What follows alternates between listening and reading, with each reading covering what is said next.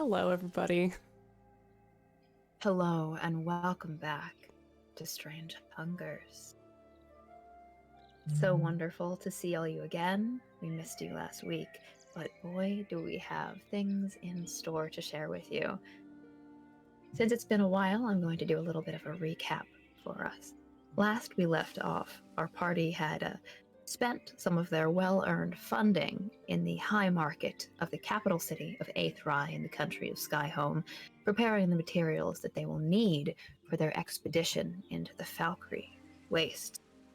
After that, after some interesting encounters in the afternoon, interesting and intimate, the party regathered for an evening of entertainment. Kiara, Barden, and Matthias made their way to the Pockelfest Theater, where the Poorly Players were putting on a show, Sir Feverfew and the Worm, a parody of a famous mythological figure in the stories that surrounded her, while Oesh and Tazriel made their way to the Cordial Duxor, a casino, a casino where the nobility of Skyhome and their companions gamble away things that are much more valuable than coin.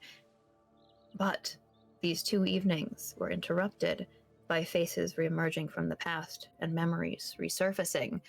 At the end of the theater show, Kiara heard the call of a guard who she had narrowly slipped past earlier in the day by Petra Uthaya, a fire knight of the Raj Empire, seeking to drag her quarry back home. And Oesh came face to face with Plutarch Simon Lovelace, a high-ranking noble from the Perelian coast, who, it was revealed, had a connection to a lost love. And, as well, a way to spend the years of that person's life in this game. But the game of Sorft has concluded. The show is over. And we reunite with our party in the midst of combat as they face down the hellhounds of the Raj Empire, and as some of them come to terms with the aftermath of what they have discovered this evening, which means that we are beginning right back in initiative. I'm going to run down the initiative order for you one more time, since I have it here, since we'll be using the lovely One More Multiverse for our virtual map. Kiara, you're at the top of the order with a 21. Tazriel next with an 18. Then the Vanguard and the Commoners of Aethrai will act. Then Oesh, followed immediately by their familiar, the animated spellbook Darren. Then Petra. Then Matthias. Then Barden. And last, the Hellhounds. That all sound good? Any questions? All right. Well, if you can see, back in One More Multiverse, we begin with Petra's turn. Petra stands too close to you, Kiara. She brandishes a rapier in one hand and her shield in the other, and she at last comes slashing down at you with 2 strikes before turning to face Barden. Barden, who had invoked the name of House Ambry and Tazriel to challenge Uthaya, to call her to reconsider her actions.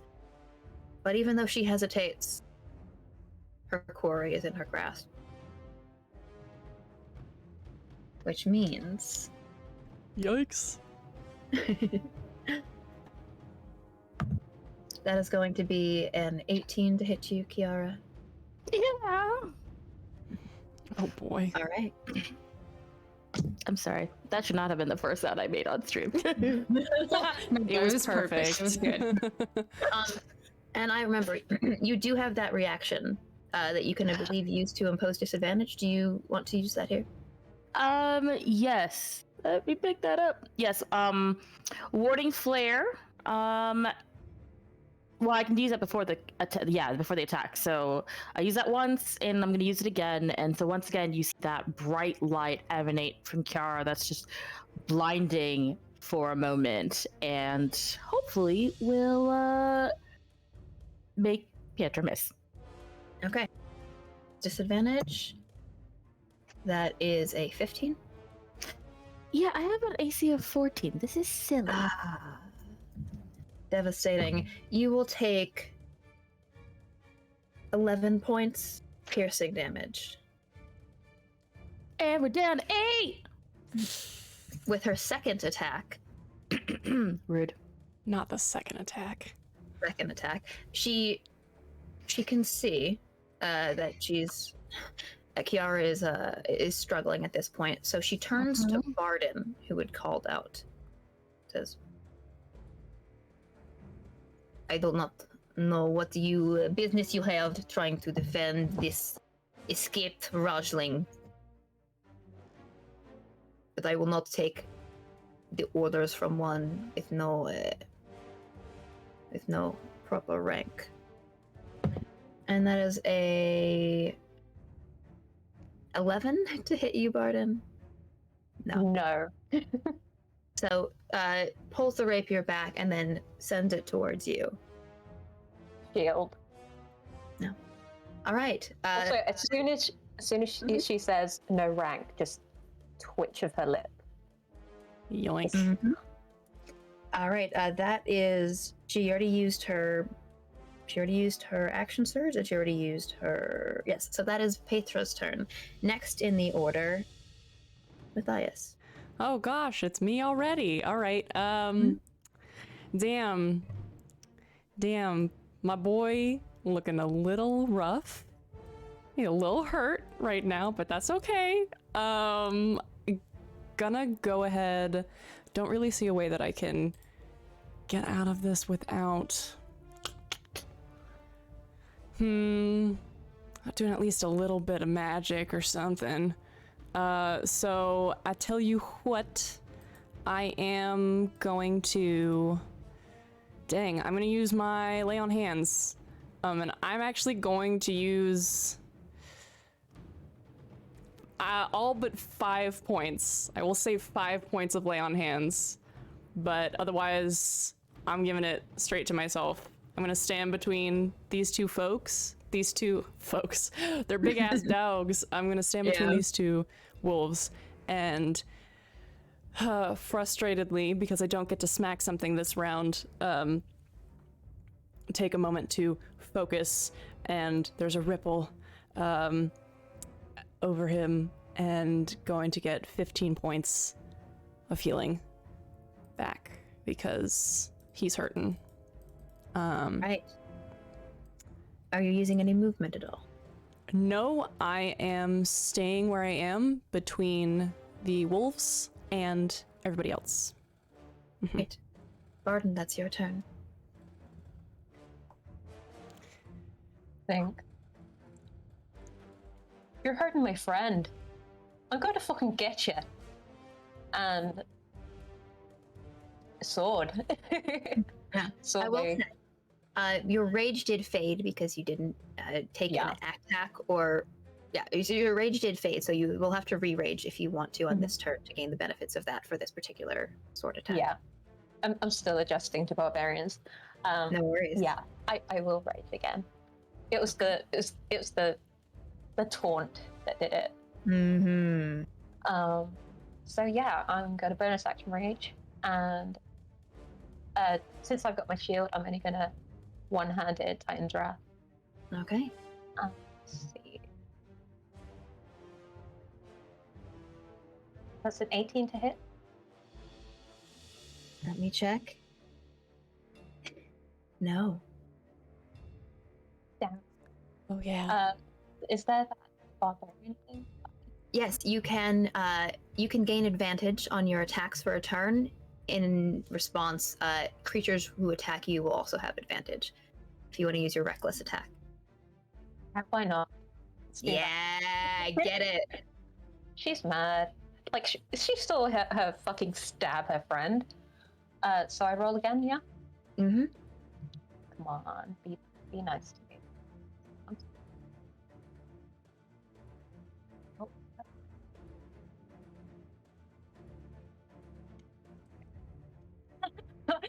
natural 20, baby. Oh shit!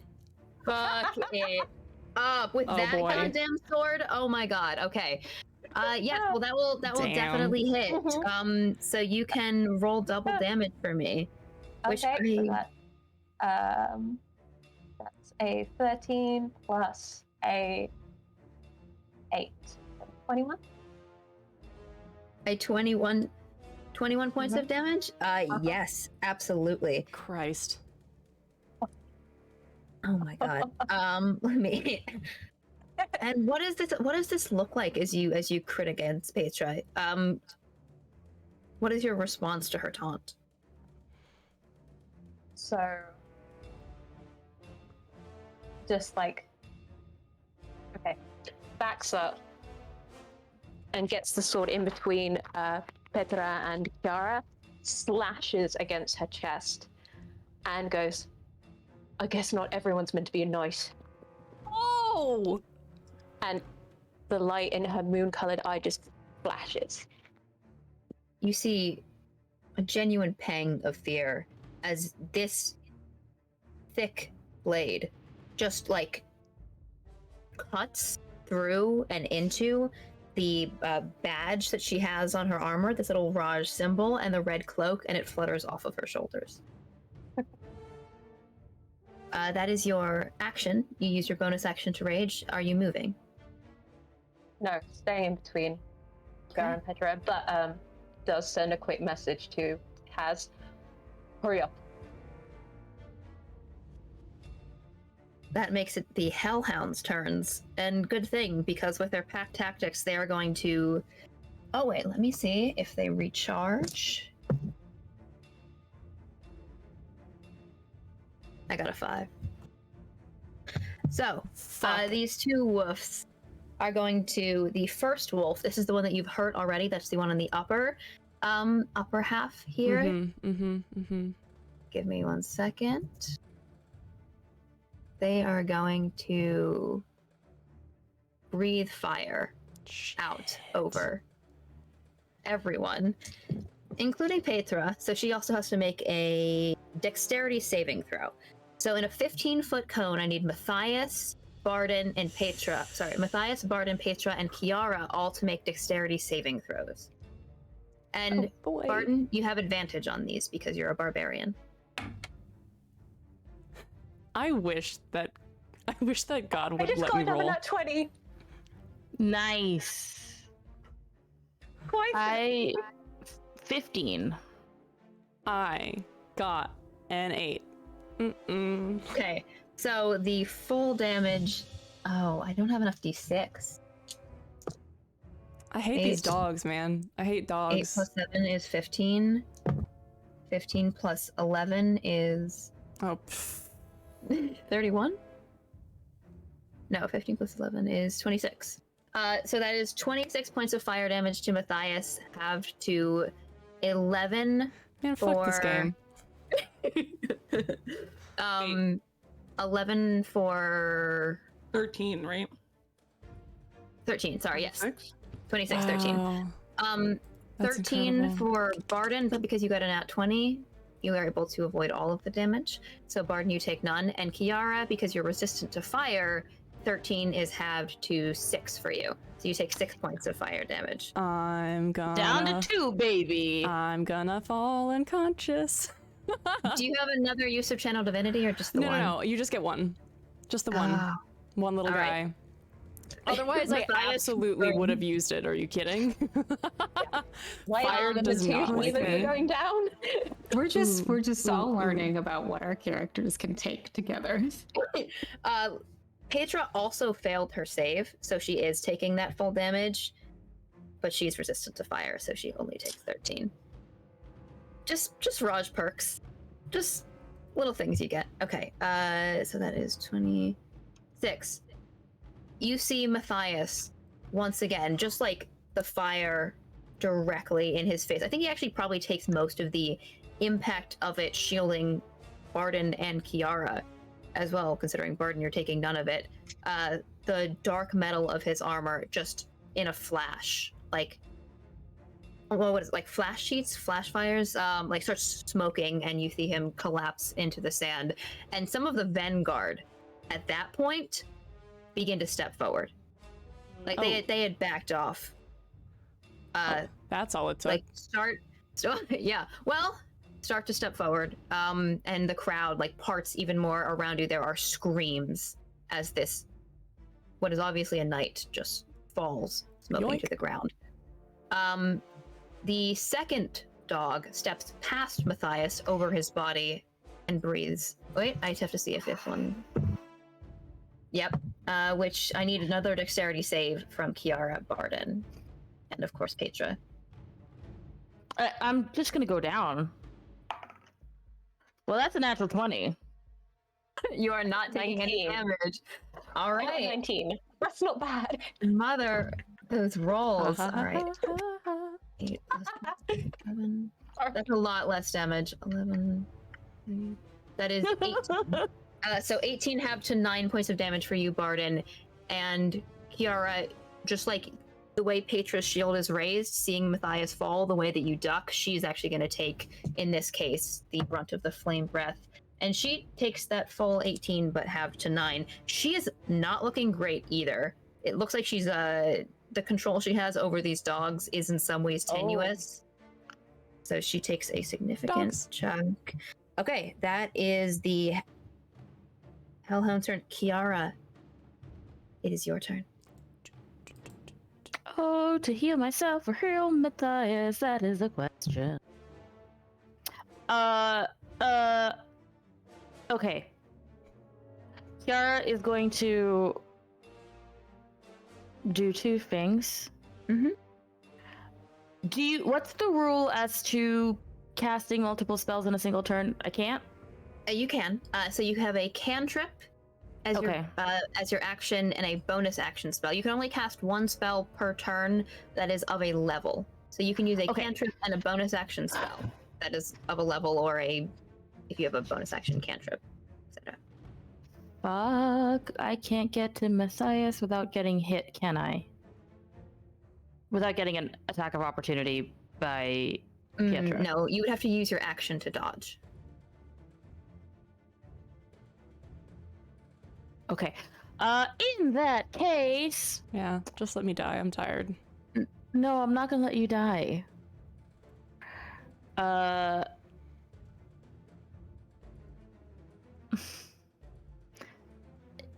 Okay, I'm gonna roll a dice. Am I healing myself or am I healing Matty Boy? That's an even, so that's you. Kiara will, as her bonus action, reach a hand out to Matthias on the ground and once again say, "Not yet, I need you to get me out of this, get up!" and cast Healing Word. Yay! Realist. So that's a 5? Wait, 1d4 plus 3. So I rolled a 2 on the die.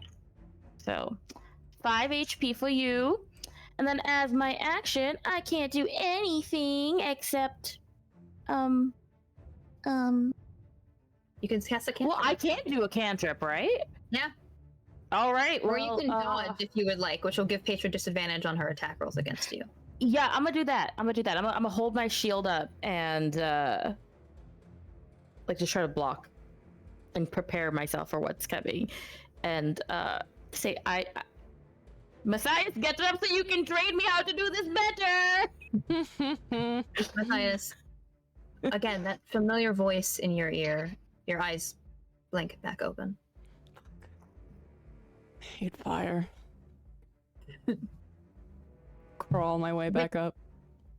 Which brings us then back across the street to the Cordial Duxor, the casino.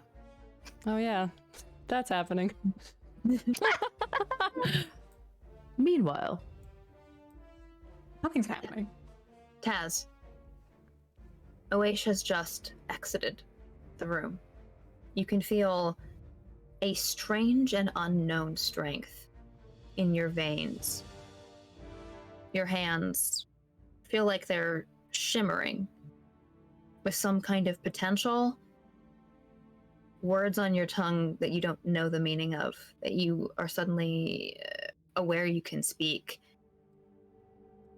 Skills. Magic?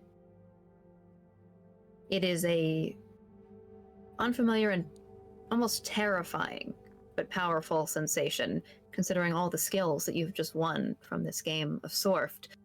The token that you have, that strange resin token that you were given by the bartender in order to buy into this game, is still in your grip. The other members of the game around this table are now staring Simon Lovelace and then back to you. What do you do? Before I do anything, would I remember exactly how far away this theater is? Like, Yes, so you had the party when they had made their way here. I would say that from the inside of the theater, I'd put that at maybe 50 or 60. You'd have to exit the theater and then make your way across. I do have a grid here with multiverse, so you should be able to, let's see, count your way as well. I think your rough estimate, if you want to give me an intelligence check. oh, I can do that. Yeah. Oh, smart boy. Oh, smart boy. Oh, very Remembering smart that you have boy. 1 extra point of intelligence because of the Sorft game right now. Holy shit! Yeah, I'm a smarter boy. Yeah. Is a 14 gonna tell me? Yeah. A 14 will tell you that you think if you immediately dash out of here, you could get to the front of the theater with about 80 feet of movement. You have to like cut Okay. across. You also Yeah. did see with your intelligence check, you did see that there was a garden on the outside of the Cordial Duxor that you could like duck into, where some people were having drinks. So if you vaulted over the hedge, that would cut that to maybe 60 feet. And to be clear here, okay, so I'm gonna get up, dash out, which means I have 70 feet. I'm just running. Apologies. Actually, sorry. I see that we're doing this. I'll nod. Apologies, and just dash out. Like I'm literally just running through. Do I see Oash in this like 60 feet? Depends how fast they were moving. Since you two are acting almost in tandem here, if you're just dashing out and you're not interacting with any more of the members at the table of Sorft, then yes, Nope. Oash, you can tell me what you've done as well as you're leaving the casino.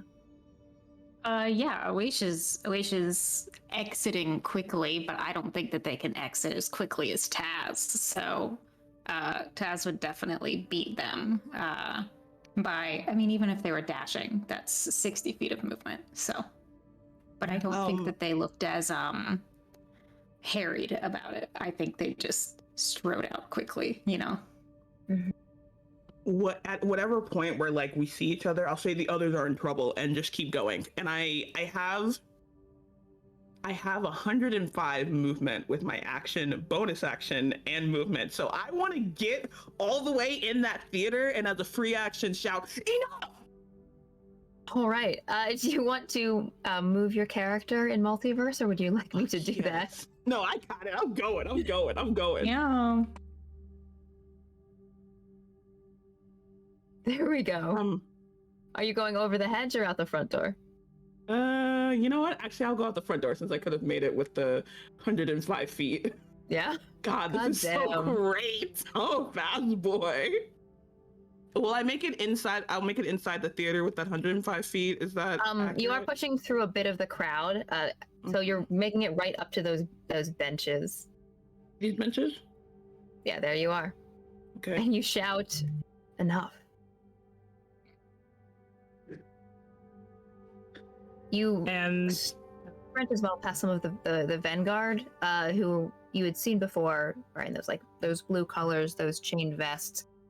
Past some of the crowd, you see people who are unconscious on the ground. Matthias, who is lying on the ground, does have his eyes open. These hellhounds that are familiar to you, Arden, and a figure you recognize. Petra Uthaya, will you give me a history check? Oh, Yikes. fuck yeah. History. 19. 19. Flashing back for a moment to the Ignis Royal Academy, a tiered college that sits across from the grand city of Jalraha, across the Mirror Lake, with towering spires, grand fields, a lovely rose garden. The foremost location for a military education that one can receive on the continent of Senelji. The place where you were trained, and where Fire Knight Uthaya was trained as well. Which means, Tazriel, you know her rank, her station, even if you're not sure what her intent is and why she's here. Uthaya is more of a researcher, a scholar. She potentially could have ascended to a slightly higher rank, could have become more engaged in the day-to-day workings of the Raj Empire, maybe even a personal bodyguard to one of the first house. But that wasn't her interest. She prefers dusty tombs. Certainly she's well trained with weaponry, as one must be after spending 6 to 8 years training under Captain Jacob. But she is not of the particular rank that you hold. That was your bonus action and your movement, you said? Are you using your, did you use your action as well, or? I used my action as well. Quick question. So I shouted enough. Do I have time for like 2 more words? I'll let you have 2 more words. And I say in like a disbelieving but also stern tone, Fire Guard Petra. She turns to face you. But, Oish, it is your turn. Fuck. Terrible. Oish stands, having just been told by Tazriel the others are in trouble, which is just, so much information to go on. And looks over to the theater.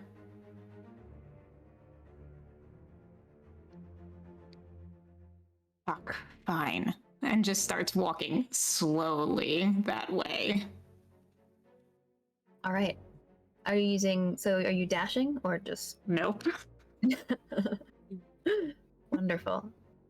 And I will move you over there. Let's see, what is your movement speed? 30 feet? 30. Okay. Next in the order is going to be the Vanguard. So they will act. You can see all of. Oh, yes. Can I actually have Darren fly ahead? Mm-hmm. Darren sort of pulls his way, unfurls those paper wings with a gestured command from you, and flaps his way towards the theater. You can hear him say in your mind, "Looks like things are getting a little hot and heavy over here." Are they actually in trouble, or are they in trouble the way that people often say they are? Something's on fire, and you know I hate that stuff. That's it. Okay. The Vanguard begin to act. Now first, interestingly enough, although both Oish and Tazriel were very, very good at what they were doing in the casino, their deception checks were excellent, your investigation checks were all excellent. That last check that Oish had made, the way that they exited, the way that Taz is exiting now, especially considering just how much you are leaving with, what you have taken off of the nobles at this table, even if it wasn't technically illegal, certainly there are some who would be displeased. So Awaish, with your passive perception, as you're exiting the casino, I think you do just hear some calls inside, especially like as you're leaving that room, and then Taz sprinting immediately after you. People standing up, hushed whispers, gestures, just a general sense that there might be a bit of displeasure going on. But the guard who are surrounding the theater, who are already stepping in to quell some of the riot after the show concluded, now begin to step forward, and just instead of confronting Petra directly, they can see Taz has stepped in, Matthias. They just start like helping people out of the theater, pulling people out, some of these unconscious. You see a dwarf that you recognize from this morning, 2 mornings ago, who had asked you guys to move off of one of the rivers after your ordeal with the party, just like squints towards Matthias, a face of recognition, kind of shrugs at him from where he is on the ground. So they're stepping in to help, but they're not actually engaging in the combat. That is their turn, which brings us back once again to Petra. She turns to Tazriel. She blanches, that copper skin going cold.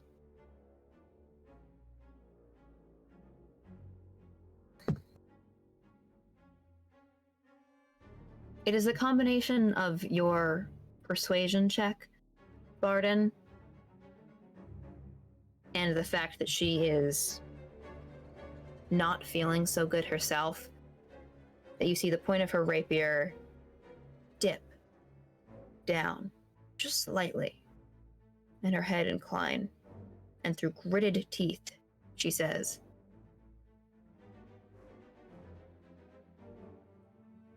"What does this Rojling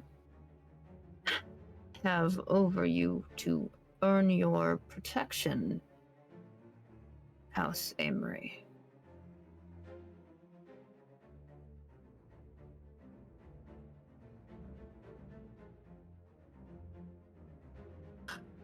And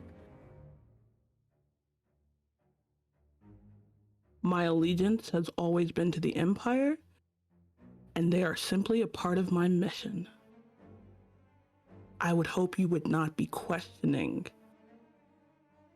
who I pledge loyalty to.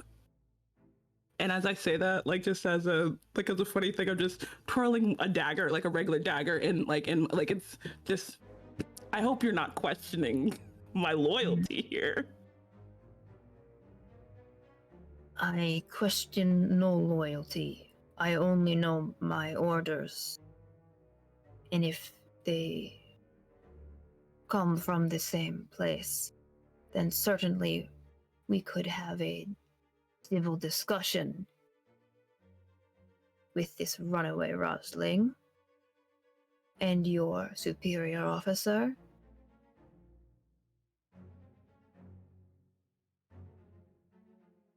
Do they come from the same place? If I recall, do you not still answer to Commander Sakar? Has there been a meteoric rise since I've left? Has he risen to the level of Commander Jacob and the Prince? Give me a Because persuasion check with advantage, Tazriel. Fuck yes! And I got a boost. I love you so much. This is so good. I was planning this speech. Oh, okay, sorry. Oh, Jesus fucking Christ. The other die rolled into my sleeve, so let's reroll that. Yep. Okay, thanks for the advantage, because one was a 6. But that's gonna be a 19. Eyes flicker up at you. She blushes with a deep shame. Bows her head. No, I still answer to Commander Sakar. Her That's hand what I comes thought. up and then lowers. You see the slavering hellhounds. Step back That is Petra's turn. She is not attacking. Matthias.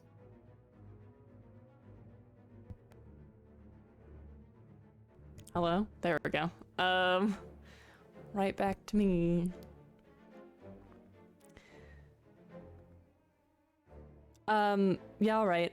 With that sort of performance, I think that he casts a glance to Tazriel, looks between him and Petra, and then sees that the dogs are stepping back, and he's going to use half his movement to stand, and is going to ready himself just in case the dogs are looking to attack again.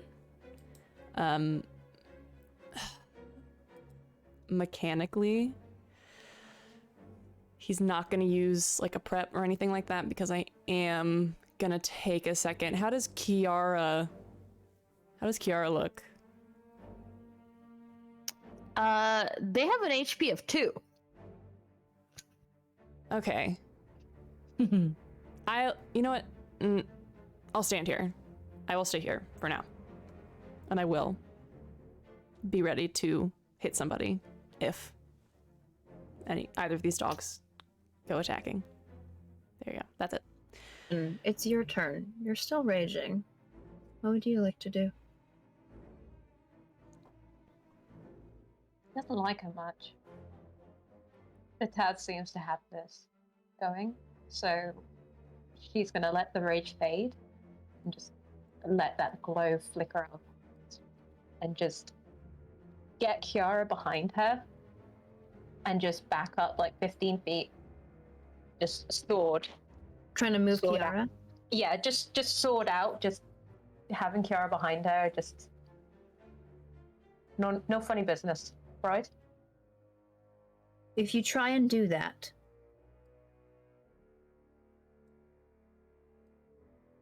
Petra is going to use her sentinel attack to try and grapple Kiara to her. What, if I put her behind me? Yeah. Rude. Which means I need Kiara to make a I'm sorry, acrobatics honey. or athletics check. I thought I was doing fine good. Acrobatics or athletics? We go acro, All right. because that's not a negative modifier.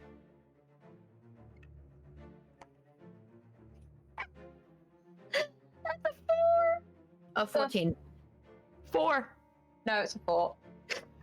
Oh yeah, so that's 4. Petra got a 14. So you you step into that radius, you try and pull Kiara away, and she has dropped her rapier down. At this point, she just drops the rapier, and instead of falling to the ground, it just like flickers out.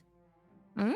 And she just like sort of grabs a protective hand around Kiara's, like around her shoulders and neck here, and pulls her a bit closer. Yeah, Kiara is so low on HP, I think that, like, very akin to a rag doll being pulled between two strong people right now. Let her go. This matter is not for you to intrude in. We are having a discussion, and I will not let this one slip out of my sight again. It's your turn, Barden. The Hellhounds. Let me see if you can maintain control over them. Okay. Both of them, looking between Petra and Taz, step back and sit. Good dogs. Kiara, it's your turn. Kiara is going to... Okay. Can she try to pull out of Petra's grapple? Yes, you can. Okay. She is going to she's going to interlace her fingers with Barden's and take a deep breath and just try to pull towards Barden. I will away let from you Petra. make advantage, since I think Bard would probably be helping, and you didn't really take another action. So you can once again make an athletics or acrobatics check with advantage. Okay. Okay. Hope for better. Okay, that's a 15. And as they try to break away, they're just like, "Let me go!" And you tug your way out of her grasp. And just collapse into Barden. Yeah, Okay. one arm has Kiara, the other one's still got the sword out. That was Kiara's turn. I think before we exit initiative, Oish, what are you doing? I'm still having Darren check it out if he notices that this fight is over. He will convey that to you. Or that is paused, yes. All right. And we'll turn around and start heading back towards the cottages. Okay. Darren, do you want him to continue scouting or do you want him to follow you? Follow me. Okay. He flaps after you as you step through the white streets of Aethrai, leaving behind the casino and the theater. I'm going to say for the moment that we are out of initiative. Aethra has seen Kiara step out of her grasp. She is now flanked by Matthias, Barden, and Taz, who can step in, and she's calmed her dogs for the moment. The Vanguard are watching silently, and the crowd has entirely dispersed at this point, although you do see one drunk player on stage who is just trying to sweep up some broken shards of a wine bottle. You can speak as you like. Yeah, Taz is gonna step forward and address the Vanguard first. I think he's first. I'm gonna cast Thaumaturgy on myself, so I'm loud enough. Mm-hmm. Apologies, a misunderstanding between two Empire agents, and I'll raise up my emblem that I have. We'll get this sorted out with no more harm to the citizens. And then I just turn and glare at Petra, just like, how could you be this stupid to do this in public? Kind of look. The dwarf nods his head. He says, as long as matters come peacefully to a close, then we have no interest in interfering with Empire business. And they will also begin to disperse. No one is slipping away. We are all returning to a private area, a cottage, and discussing what has happened here. And then I will contact Commander Jacob and we will settle whose mission has priority. I will need full honesty about the situation here. I think full honesty would be appreciated.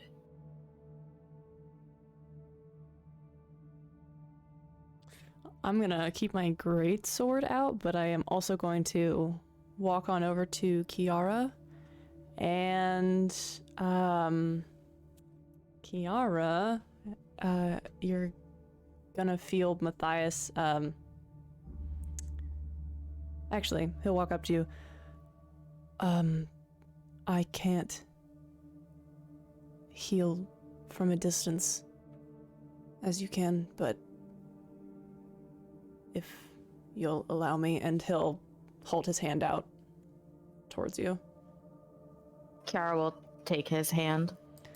And you feel something very similar. It's like you're sitting on a subwoofer and there's just this vibration of energy through your bones and a spread of cold up your hand, and I'm gonna go ahead and cast a little Cure Wounds. And Kiara can't help herself, so she'll be like, your healing energy is very fun. Oh, you know, that is the first time I've ever gotten that. That is. And remember, that is a 2d8 you get to roll, not just one. Oh shit, yeah, dog. Okay, so that's 5. Oh fuck, that's a 7. So, fuck.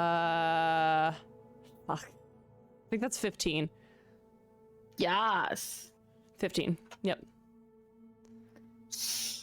So you take 15 we like points double digits. of... I always want to say 15 points of healing damage. Does anybody else do that? That's like the first thing out of my mouth.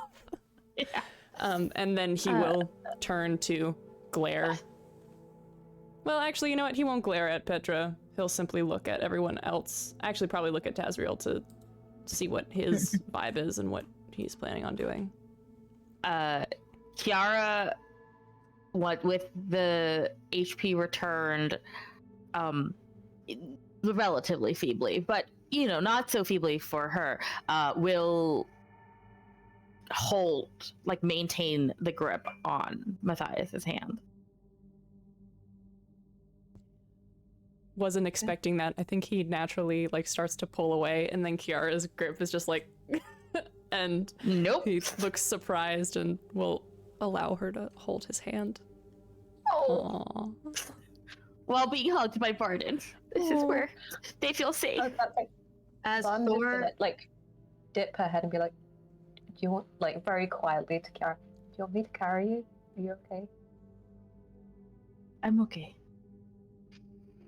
as touching as this all is, I would love for us to make our way to this private location, House Amory.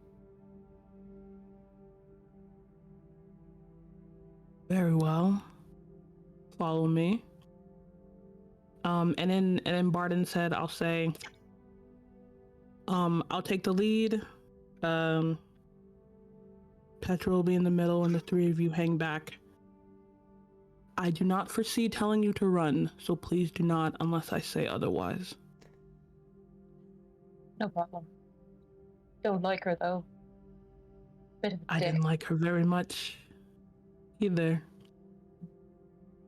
I trust you. You do what you think.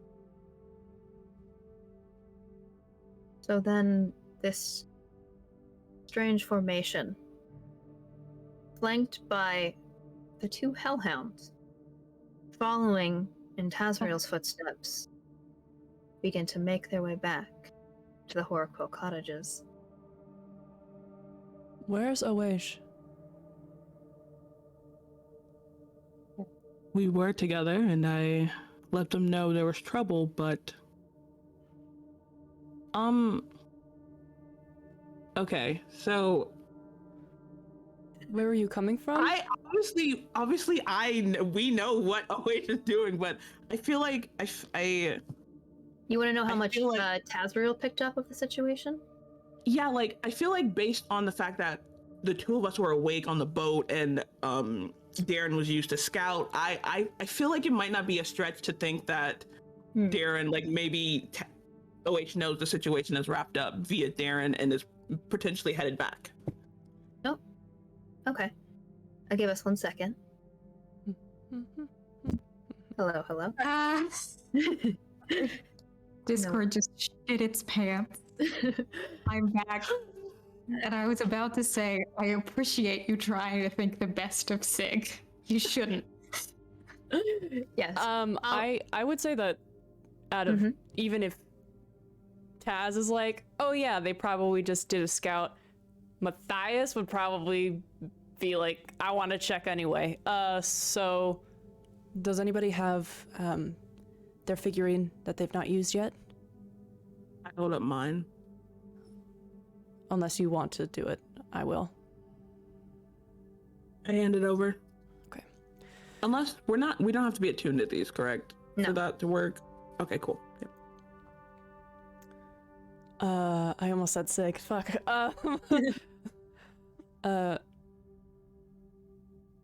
Oish, are you safe?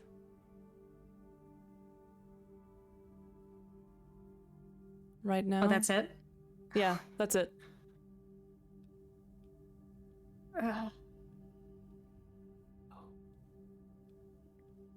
How much would Darren have told Oish of the exact situation that was going on in the... Let's see. You said you were walking slowly, which means that you could have used an action to look through his eyes. And I would also say that you two have communicated in this manner a lot for a long time, especially I know you said you've briefed him on certain situations that the two of you might get into, so I think he would be able to give you a pretty crisp and clear rundown of what had happened. Then Oish will respond. Perfectly safe. Don't get too singed. Cool. Hand it back to Taz. I think that they're fine. Okay. As you are making your way back to the cottages, Oish, you receive this message. What else are you doing? Once Oish gets back, I actually don't think they get back too much sooner than the rest of the group because they are traveling slowly at this point. And once they get back, they just sit down on the bed and like press a hand into their chest. They seem to be having some trouble breathing. And so they're just sitting there with their head down. You hear Darren's voice in your head. I don't know if I did what I was supposed to, but that was exciting. Seemed like a lot of money, which is always good. Shut up.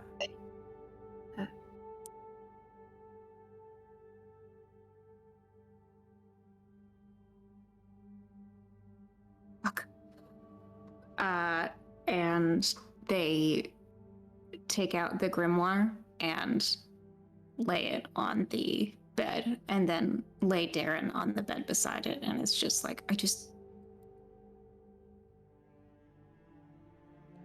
I need to focus on something. Just shut up for one moment. Fuck. I forgot that Oish was gonna go do something before they got back to the cottage. You can do that as well. There's some time here. Yeah, I actually think before they open the book, they remember, walk out of the cottages and look for one of those magic shops that they saw at the market. Yeah.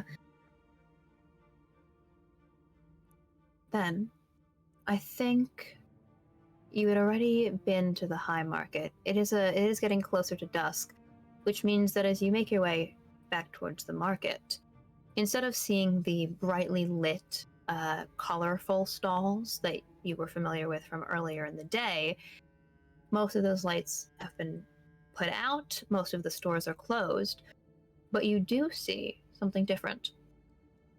Some carts have been drawn up between some of these stores, like covered carts of different colors, different tapestries, stalls that have been put up makeshift. Looks like something about this market changes at night. If you want to give me an investigation check. You are so nice to me. Let me do investigation checks.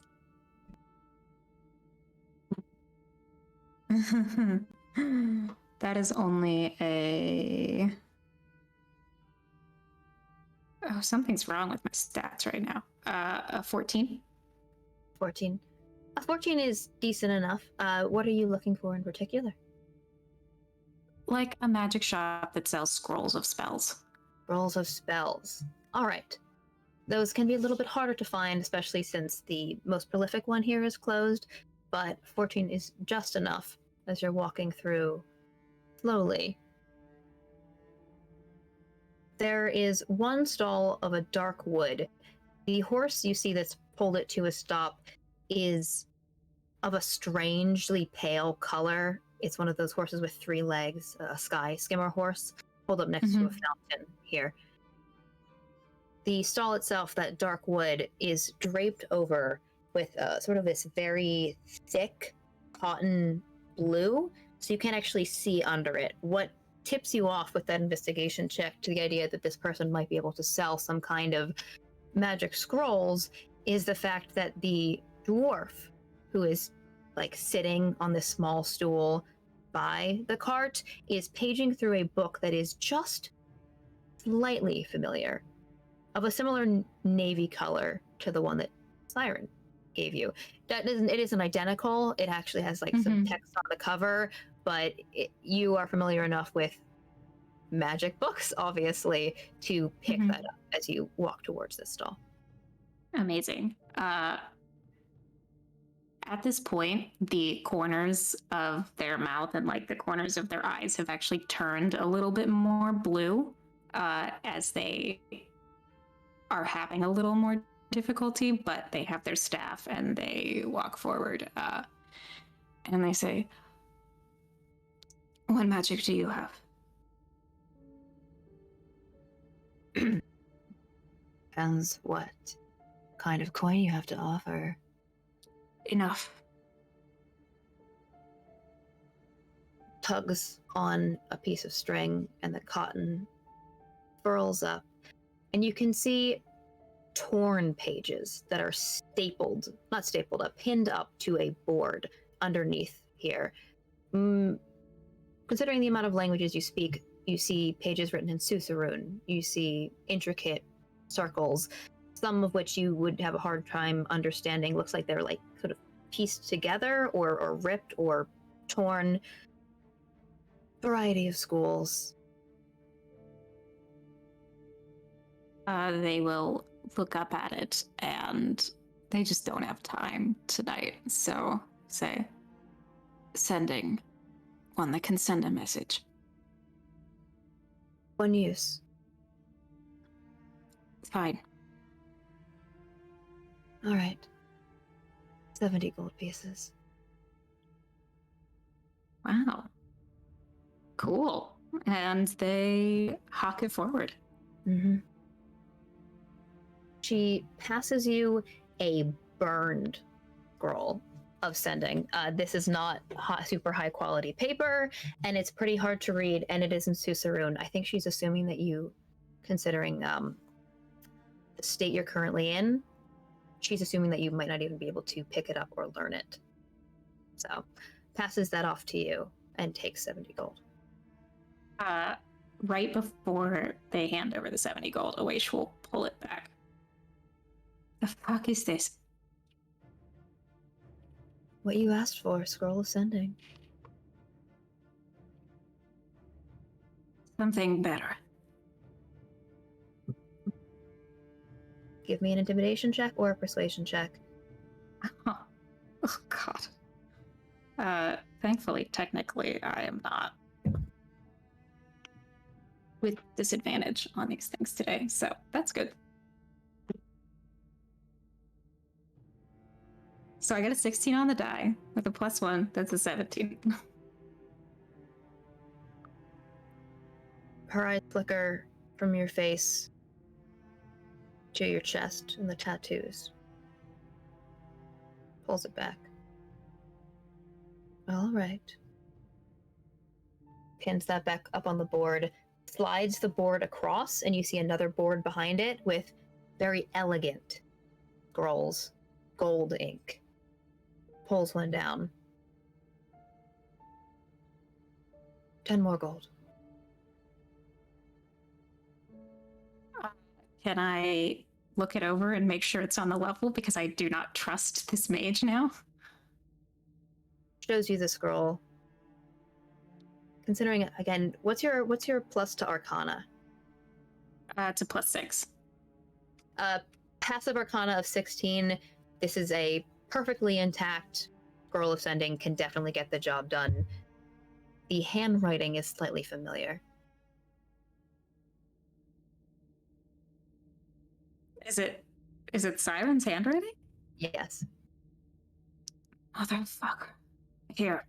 And hands her the 80 gold. Yeah. Passes you the scroll. Pleasure doing business. Closes that board and then drops the curtain back down. Which means, I believe, then you will make your way back to the cottages. At that That point, is when I will make my way back, yes. okay, after everyone else is made their way. So then we'll call that little shut up thing with Darren maybe on your way there. So, okay. Actually, Yeah. Can I say that Mhm.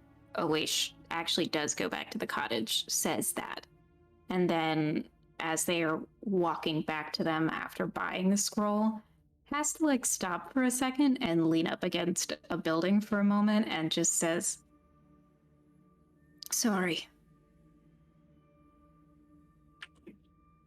Fine. I'm used to it.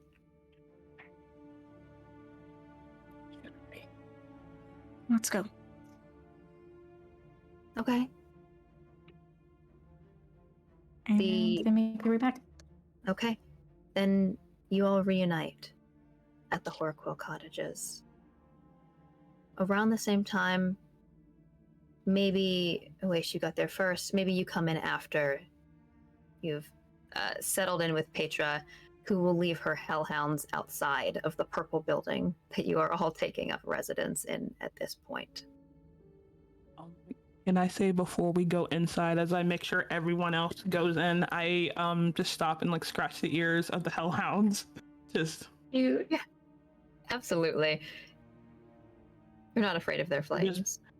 I know you're just a tool, and it's not quite your fault here. Barden, with their psychic link, is like, what does that feel like? Are they soft?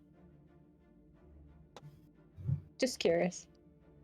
Soft and very warm. Sounds right. And then I enter the cottage at that point, and I look over at my companions and Petra. Petra, explain. What are you doing here? What? And I like point to Kiara. A simple Rosling? What has... Explain your mission.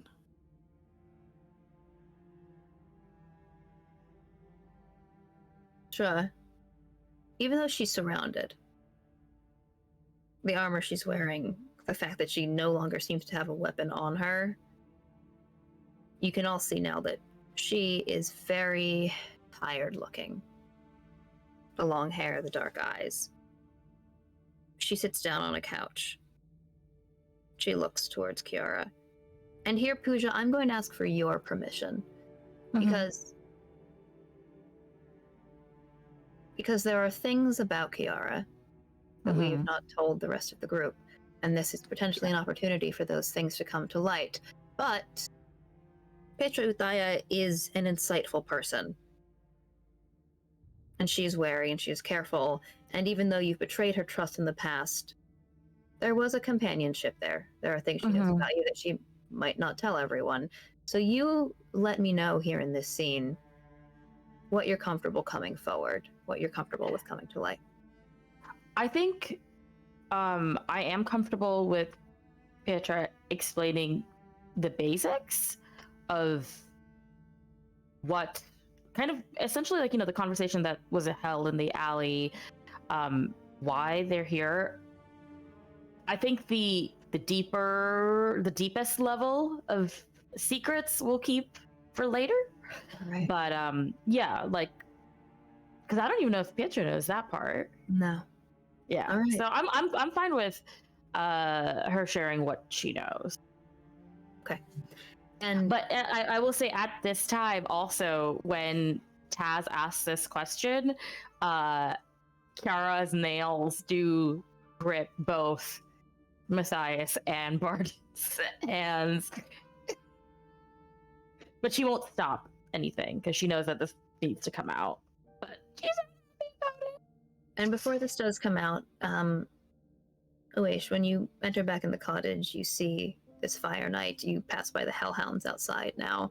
Are you going into your own room, or are you staying in the room for this conversation? Oish will stop for a moment, look at all of them, and then walk back into their room. Walking away from knowledge. Ooh. The psychic link between Bud and Tab. What happened to her? What happened to them? It is not for me to say, but it was an interesting encounter.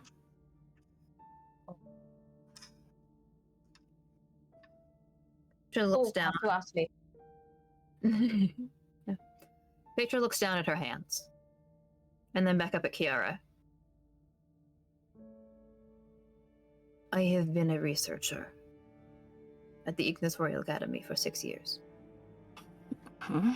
Over the course of that time, I have picked up a variety of required jobs to fulfill my contract with the Empire and to the Fire Lord.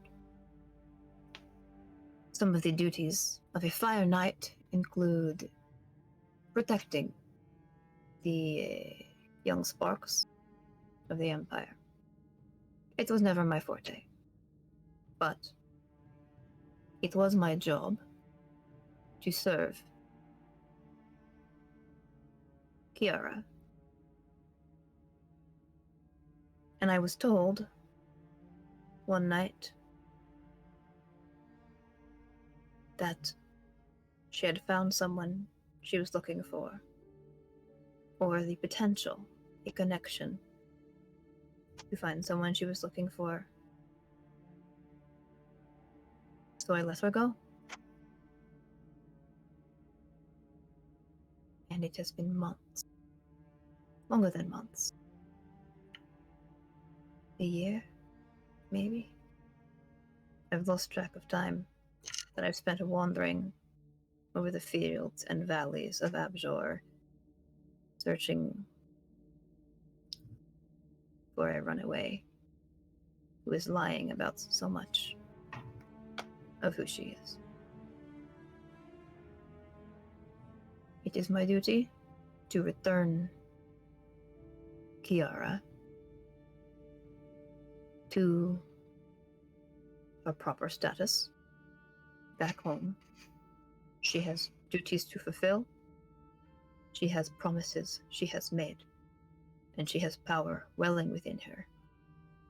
That whatever mission, House Emery, you claim she is essential for, well, I will say this. They are as essential back home.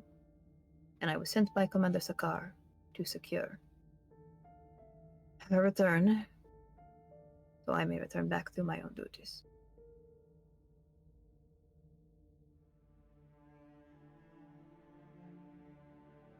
And I just kind of sighed that, and then I turned to Kiara.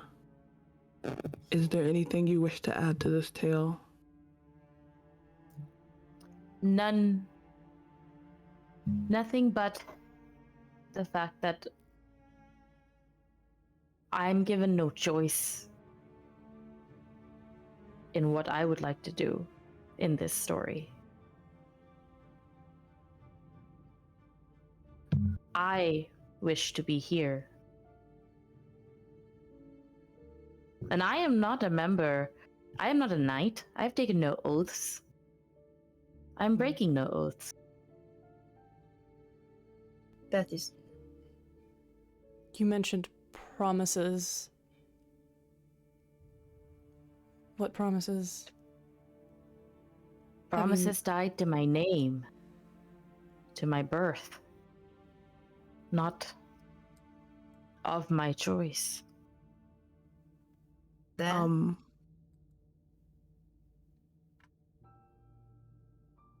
Whatever power you claim to offer to this mission is not yours to give without your loyalty and respect to the Fire Lord. I am loyal. I am respectful. But in a way of my choosing, and that is between me and my gods, my patron, not.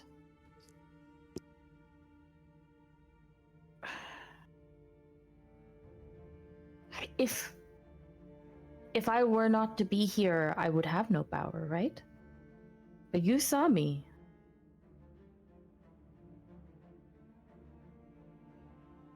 spurned the countless blessings of the Hierophant, the Bane blessed,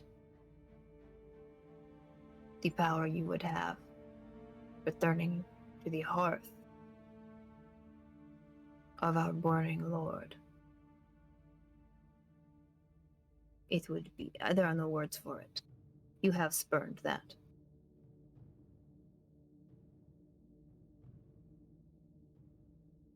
It's not as black and white as that. It does not matter. I have my duty. You have destroyed it. You have taken me away from what I love and forced me to come here and drag you back by the heels. Found people to shelter you in doing so. At that point, I hold up my hand to Petra. Let us see if we cannot get you back to what you love without interference in my mission. And at that point, I'm going to drop the telepathic connection I have with Barden, and use my last psionic die until I take, I think it's a long rest, and do another connection with Barden and Kiara at that point. Okay, well, then It'll last for 4 hours. Mhm. And in Kiara, and just a question here. Having listened to all this, so like at no point have I heard the term flame sire, obviously, but having listened to all this, does something click in my head? Like, am I like Give me another history check. Or okay. or insight, actually. What is bad? Oh, you know what? Actually, they're both the same, so. Oh, that's gonna be a 21, and I'll go history. History. Something does click for you, but I'm not actually going to share it to everyone. I will just tell you it after we go off, as we go to our break, because I think it is a lovely moment, and I want to do some check-ins with the information that I feel comfortable revealing. So, with that history check, sitting on this couch and zooming out, unfortunately, we will have to say goodbye to Sarah for the second half of our episode. So I think we will leave Awaish to their devices for the evening, and we'll be back in 10 minutes. We'll see you guys soon. Bear with us as we follow up on more of this conversation. Womp womp womp. Say bye. Okay. Bye. Bye.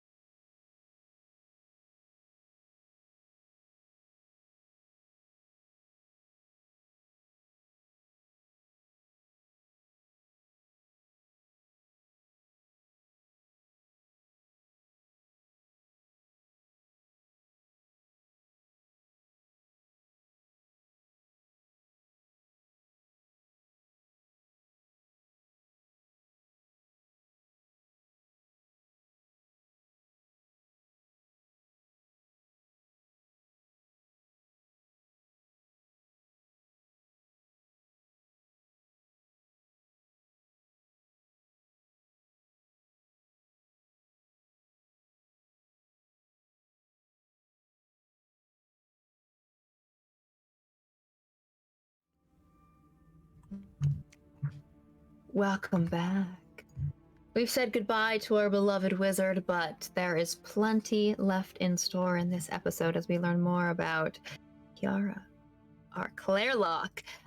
We should be back in Roll20 now, but first we have a delightful treat for all of you, brought to us by our barbarian, Shan. So I'm going to pull us over just for a brief moment to take a look at some beautiful, beautiful art. Wow! Oh gosh. Look how beautiful this is. And this was commissioned by Pooja. And you can find Shan. Do you want to tell people where they can find your art, Shan? So I'm Anonymity Draws on basically everything. It's the Twitter and Okay. Look at that. Fabulous.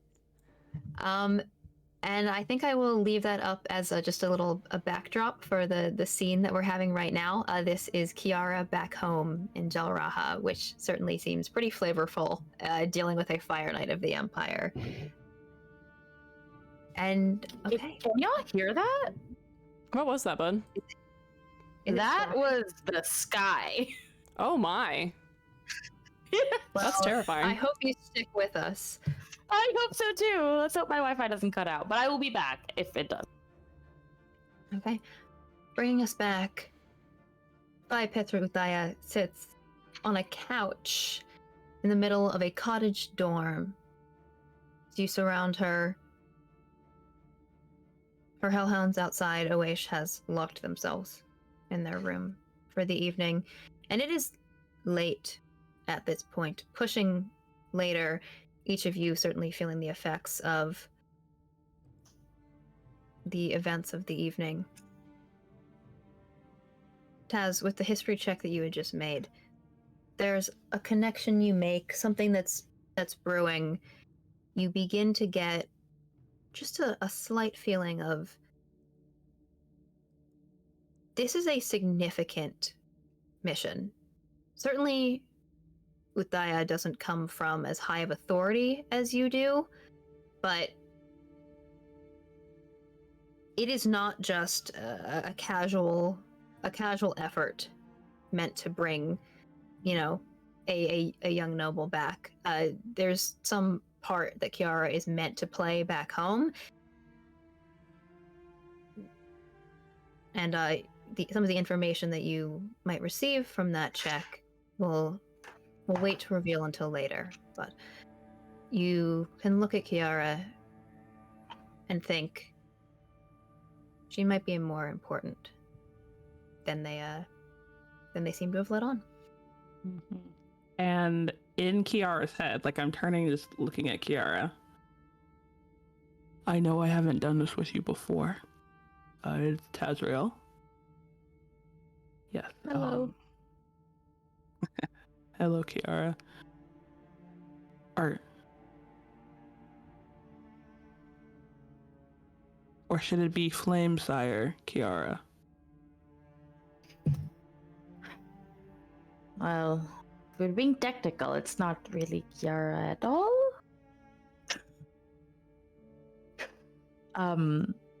Oh. Yeah, it's Gamna. Bayravi Johan Chotha Rajan?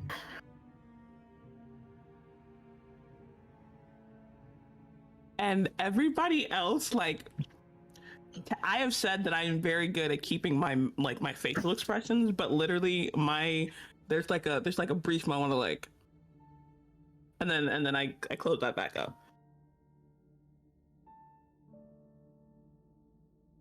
Oh.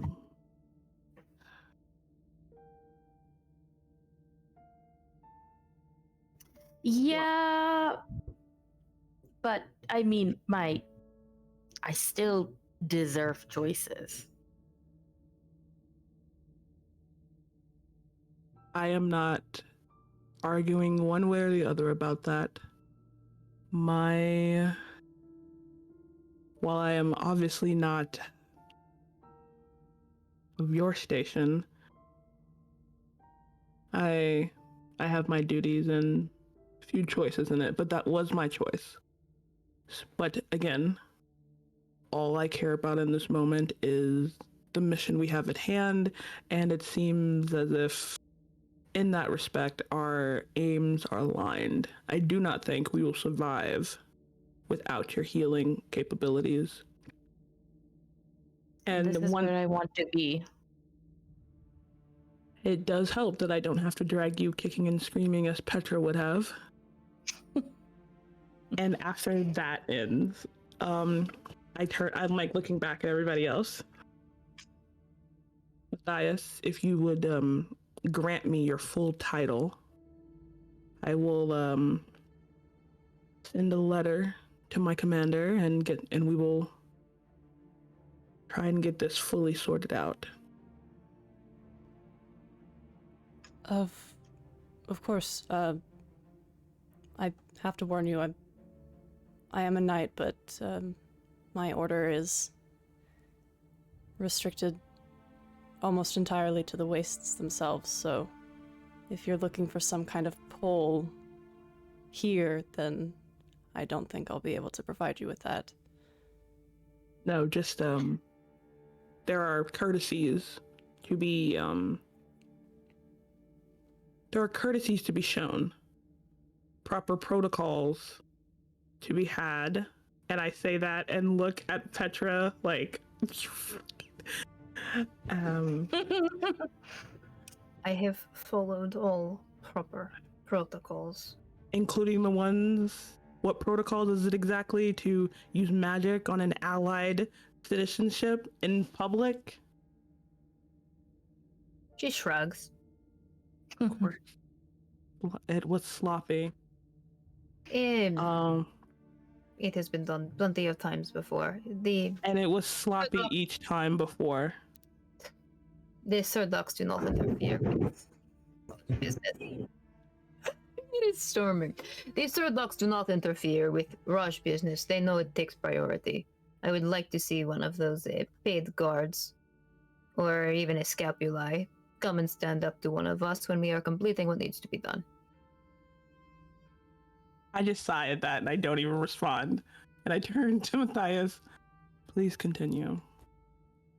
It's, Sir Matthias Markard, the Iron Valyrian of the Order of the Black Ice. Does that mean anything to Taz? I don't think so. Okay. You do see But like there- Bardo just sort of sit up straighter, just in like a pride. Just that, yeah, just. There is gonna be like a brief look of like Taz doesn't understand it, but in Taz's mind to have something like the blah blah and as a part of your like knightly name speaks to like I don't know, another degree of power in some way, and is just like, that's hot. But just the briefest of seconds, I was like, It is hot. Chloe, can you type that in the Twitch chat so we can all admire Yes, the hot?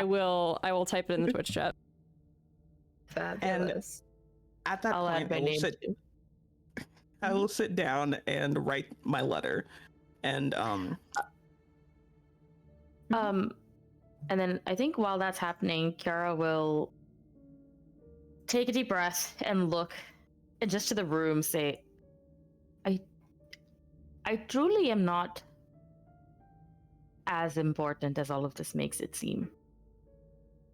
It's not like I'm abdicating a throne. It's not mine to abdicate by any stretch of the imagination. Why?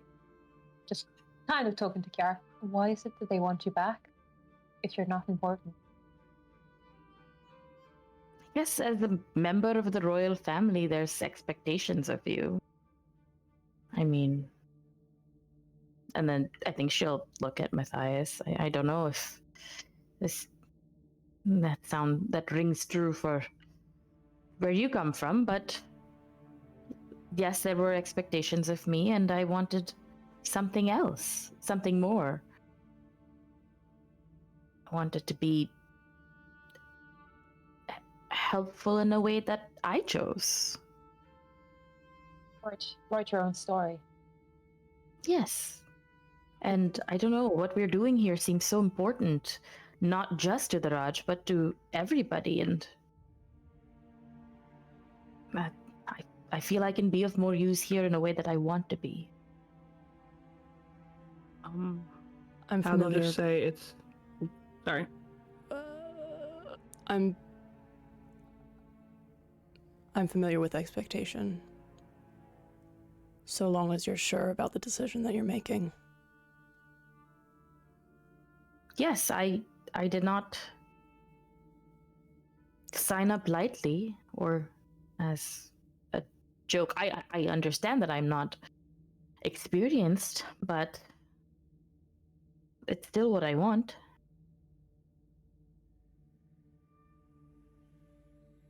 Leans forward. So it seems your mission then is important not just to the Raj, but to everyone. I have a question for you. Why do you think only this Raj-born can fulfill the purposes of that mission? Surely there are plenty from Skyhome, or an Albara, even the Asli, who, if this mission is so essential, could step in to feel their footsteps. I know why Kiara is so important. Those are secrets I do not have the privilege to share with a knight of the waste, or whatever you are, or whoever that was. These are high and royal matters, and lying to get your way out of them, that is no choice, that is no noble effort. You are, in whatever small way, crippling the ability of the Raj to fight the forces of this world that seek to tear it down, it and its civilians and those who live on this continent. It is our fire that holds back monstrosity, and you are part of that fuel. I am fighting that exact same fight, but just on a different frontier. The Raj is one of the backers of this expedition.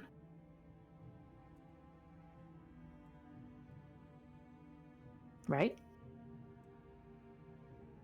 Oh, Yes, wasn't it Prince Nomi? Yeah. Yes, Prince Yeah. Nomi was Kind of a small chap. present. Liked fire, alas.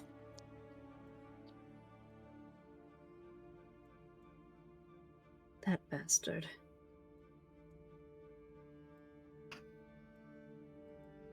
And I mean, he didn't stop us. We went for a whole test and didn't say a word. Well, I mean, don't- I assume he recognized. Well, I don't know if he recognized me, honestly, but perhaps he did. But I mean, he saw me use my powers. He He did knew give us I was the from the okay. Raj. The young Fire Prince does not speak with the same authority as Commander Sakar or Commander Jacob. He is very young, and he likes things to go his own way. He is a friend of mine. I know his ways very well. I think Taz would be done writing that letter at this point. Okay.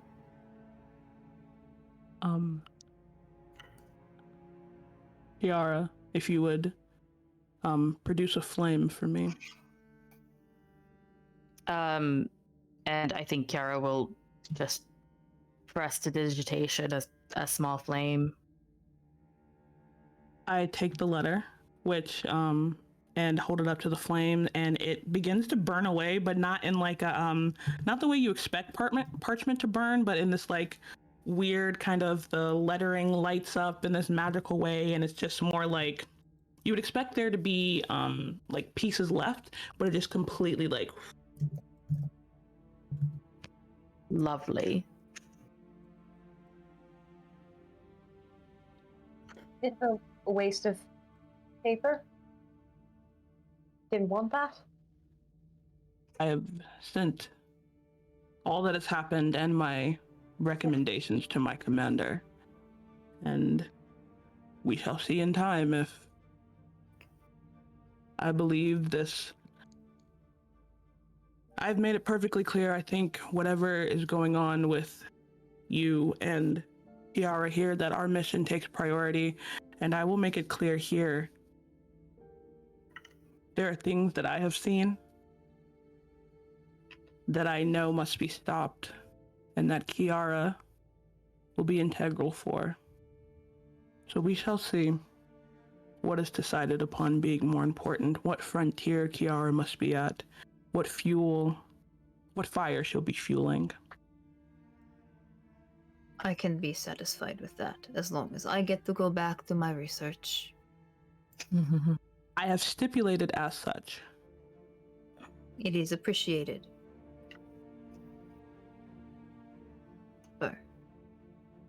She stands up, looks around to all of you. I eagerly await a response from this letter. It will not take long. Then I will I'm take my assuming. leave. You're not sure. I will take my leave for the evening, and I will see what my commander has to say.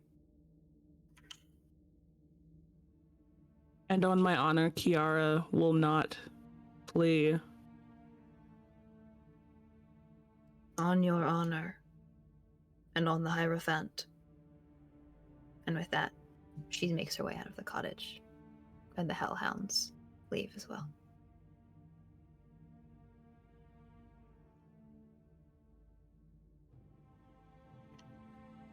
Oh, that was a bit.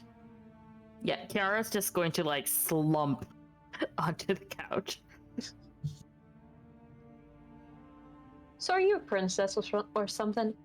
Like, Or something. it's very tempting to call you princess. You know, like as a nickname, like a pet name, but maybe not. It's okay. I wouldn't mind. Yet, Prince Nomi is granduncle. So it's out there. So a princess like twice removed? Something like that? Maybe we should I don't draw know a how it family works. tree someday, and I'll show you. It will have to make a lot of branches. Why don't just like double page of the journal? Like, we can do that. Yes, absolutely. Not tonight. Maybe I think Matthias, Yes. Are you still standing, mate? You still all right? Currently. But I'll... Give. No, I think it's Kiara, you it's okay? okay. Yeah, I plan on resting soon. Yes, same. How did you hear about this expedition, Kiara? I've been on the road for a while, and I saw, the postings that went out. So you were already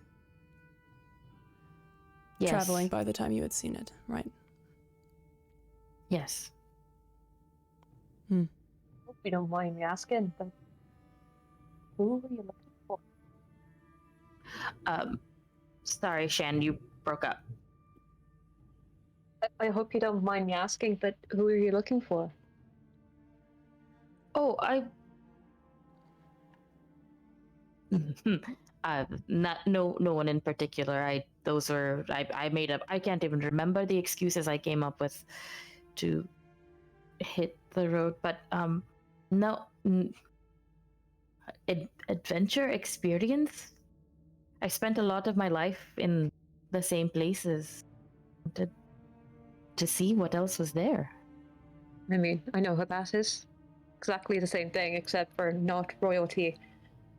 But can I roll insight to see if she's telling the truth?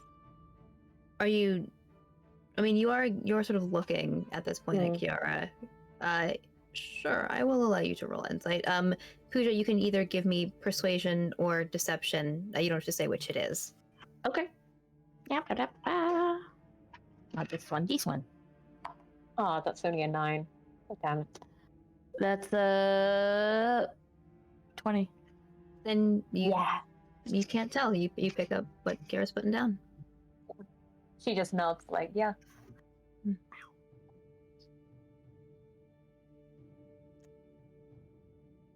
I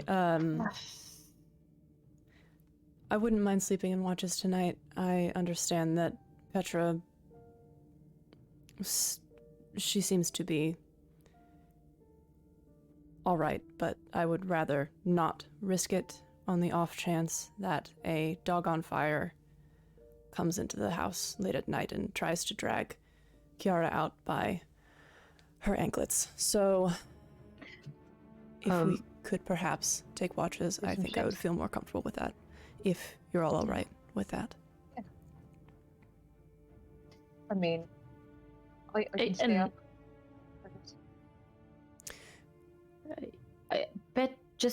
Petra's not a bad person. She was just unfortunate collateral damage. I didn't intend to put her out in this way. My choice was to... I didn't intend for the position she's in, for that to happen to her.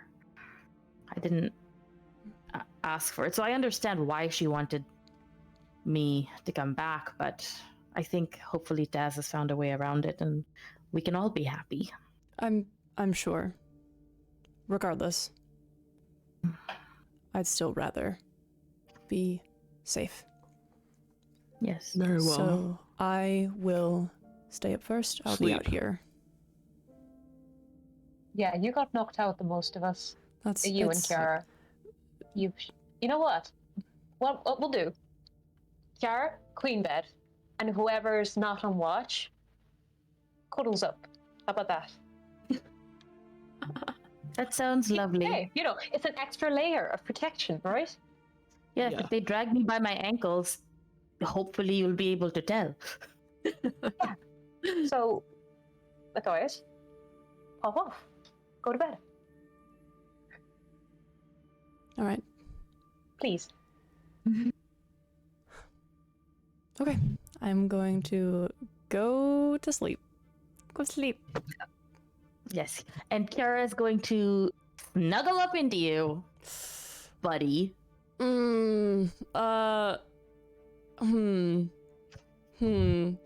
Probably keep like a sheet. Just like at least a sheet of separation. Just a sheet like that up to his neck. Yeah, but he'll allow it. He's a little stiff. Takes him a little bit to chill, but does maintain a sheet's worth of distance.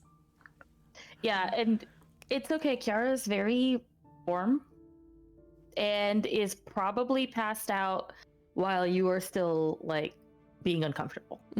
Great. I love her. Okay, cool. Your armor might need a little bit of upkeep in the morning. Oh, for sure. I got lots to do tomorrow. Lots to do. All right, then if Barden and Taz want to both give me perception checks for your watches, you're welcome to do that.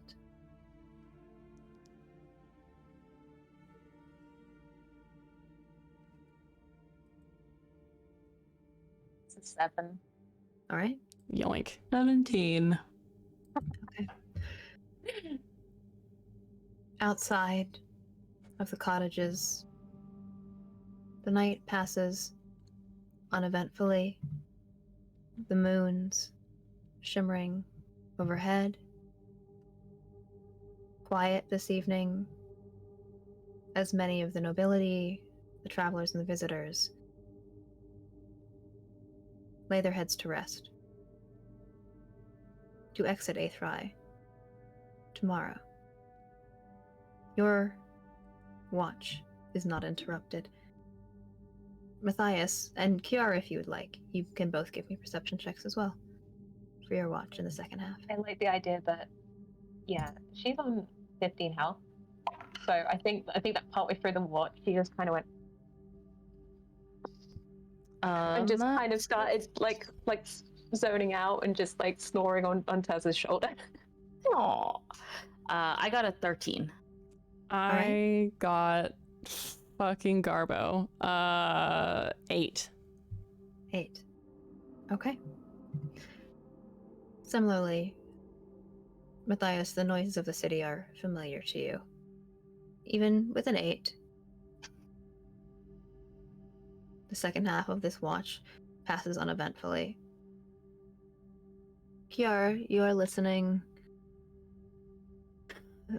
There are some footsteps that pass by on the street outside, but nothing that pauses, nothing that interrupts, no torches or light that shine in through the windows.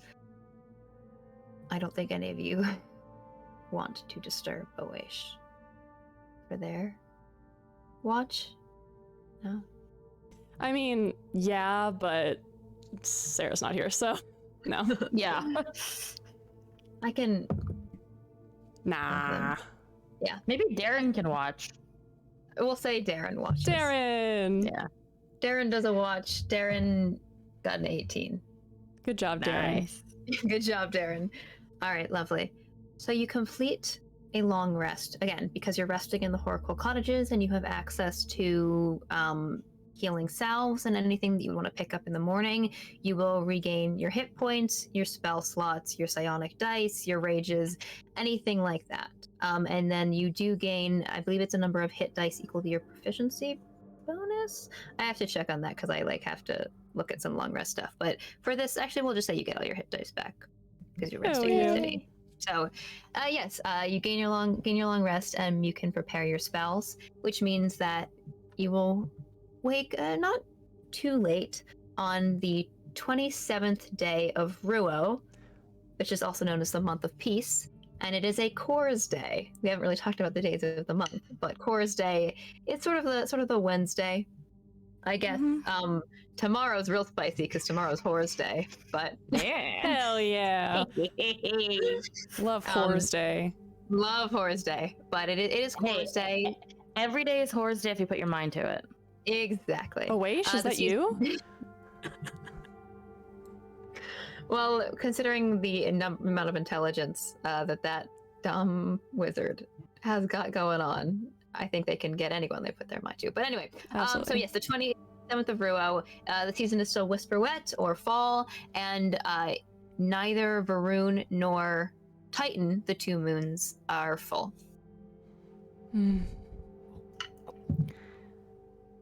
Well, If any of you have rolls to make in the morning, yeah. do so. I get up and I make some tea, and I'll just make a big old kettle and leave some Roll for bags cuddle. out. I like the idea that Barden is still leaning on Taz. I like the idea that they're on the sofa and that's just where they were putting it. That's where we fell asleep. Yeah.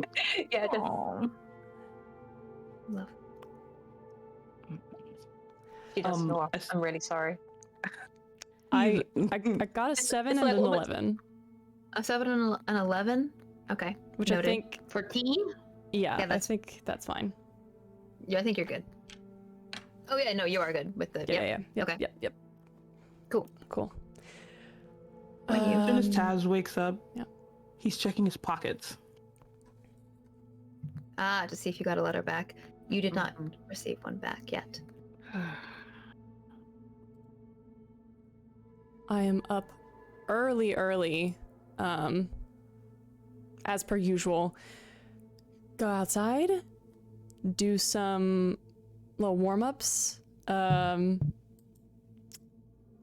my big old greatsword, and once other folks are awake, gonna say just generally, on reflection, I think that I have some more shopping that I'd like to get done.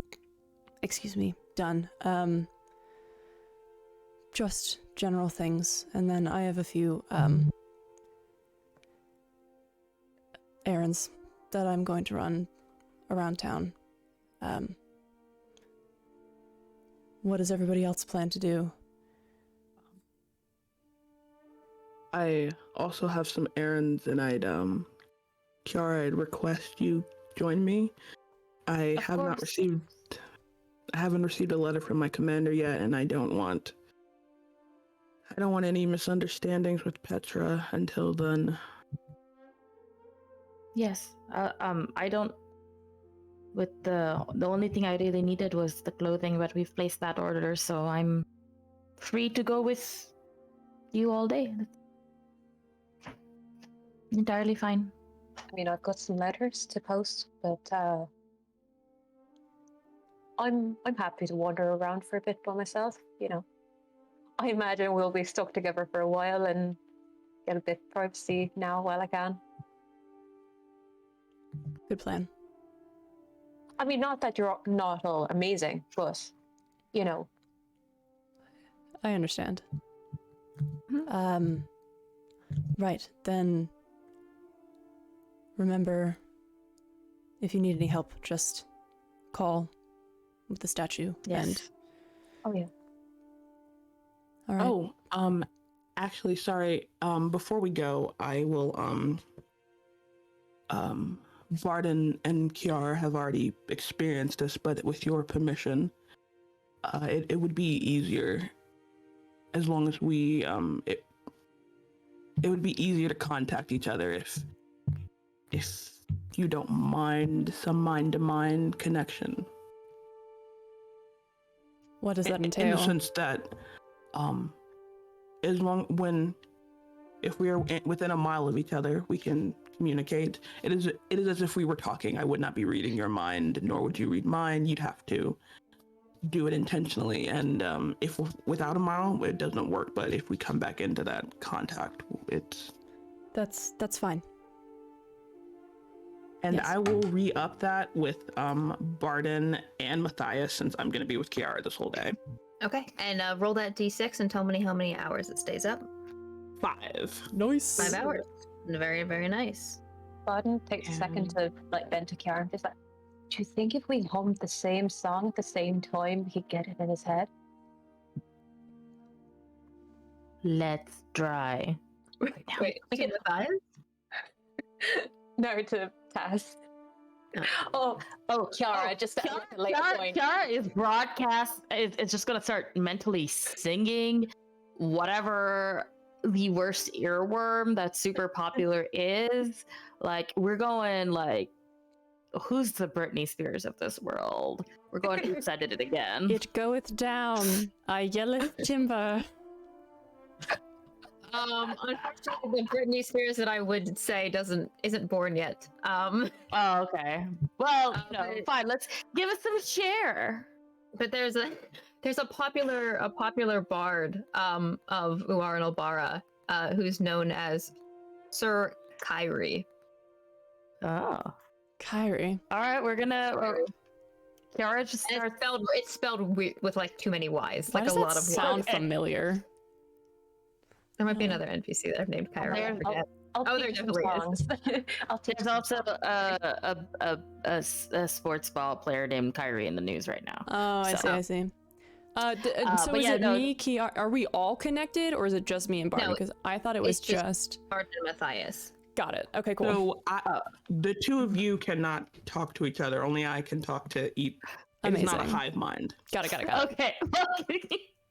Just We're sing all anyway. connected. Yeah, hive mind would be strange. It'd be awesome. No, too many thoughts run in your head. There's too many voices at once. Mm, Need one at a time. It makes sense. right. Anyway, anyone got any uh, letters to send? Not via fire? No. Okay, No. no worries. Okay. Then later. Yes, and when we return, we have there are some things that myself and that I have acquired through Oceanize shenanigans. So it were, and I think all three of you will enjoy them. Did you get books?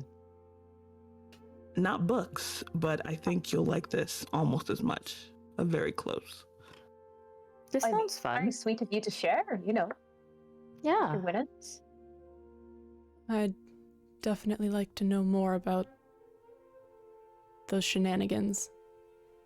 Nothing illegal. All right. Surprisingly, nothing illegal. Okay. Later So then, Matthias, you have shopping to do, errands to run, Barden as well, and then Taz and Kiara. I think we will begin. Roll for initiative? Roll for initiative. Actually, you know what? Why not? Give me roll for initiative. Yay! Oh, that'd be cute. I like that idea. Hell yeah! I got a 21. Fucker. I got 11. Ooh. Pretty sure I got a, but we're gonna find out in a sec. I got a 6. Shopping initiative. Shopping initiative! All right. So that means, Matthias, we will begin with you. Are you making your way? Oh, and I will pull us over now. Once again, this lovely art was done by our own Shan at Ann B Draws, pulling us over to the city map. Yeah! Here we are, which is made by our friend, our beloved. They're not dead, but we miss them. Sarah. Sarah's copy. They made this map for us. So Matthias, are you heading to the low market, the high market? What are you looking for? Take me to the low market first. Actually, you know what? I'll tell you what I'm looking for, and then you can tell me if I would know. I am very specifically trying to find a net / a couple of nets. I want them for combat purposes. And this can be a normal net or a fancy net. I would love to see whatever. And I was going to send you a message about this earlier, but then I was like, they've already got too much on their mind. So sorry, but I don't know. What do you think? Where do you think he would think to go? Guys, I'm so bad at improv. I don't know where to put a net in a city of fishermen. It's a combat net, Alex. It's so difficult. They don't use net. I don't want a fish net. I want a grapple net. You want a grapple net? I want a grapple net.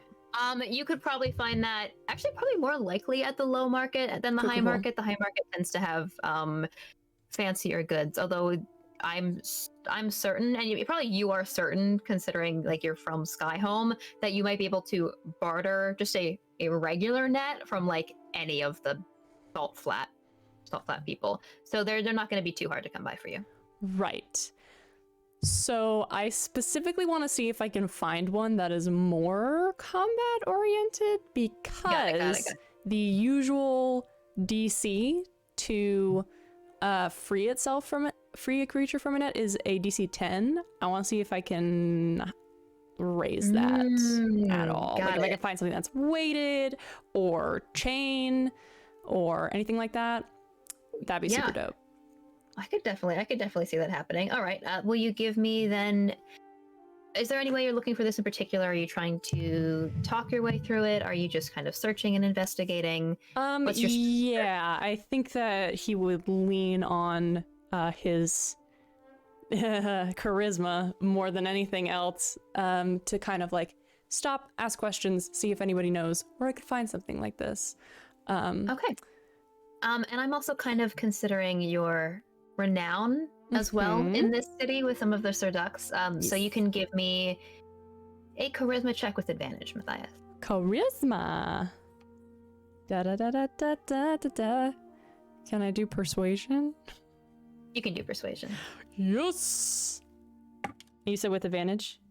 Yeah, because I care you. Oh, I care you too. Unfortunately, that was kind of a bad roll, but it's all right. I think that's the 13. Yeah, it's a 13. Let me just pull up. So Yes. yes.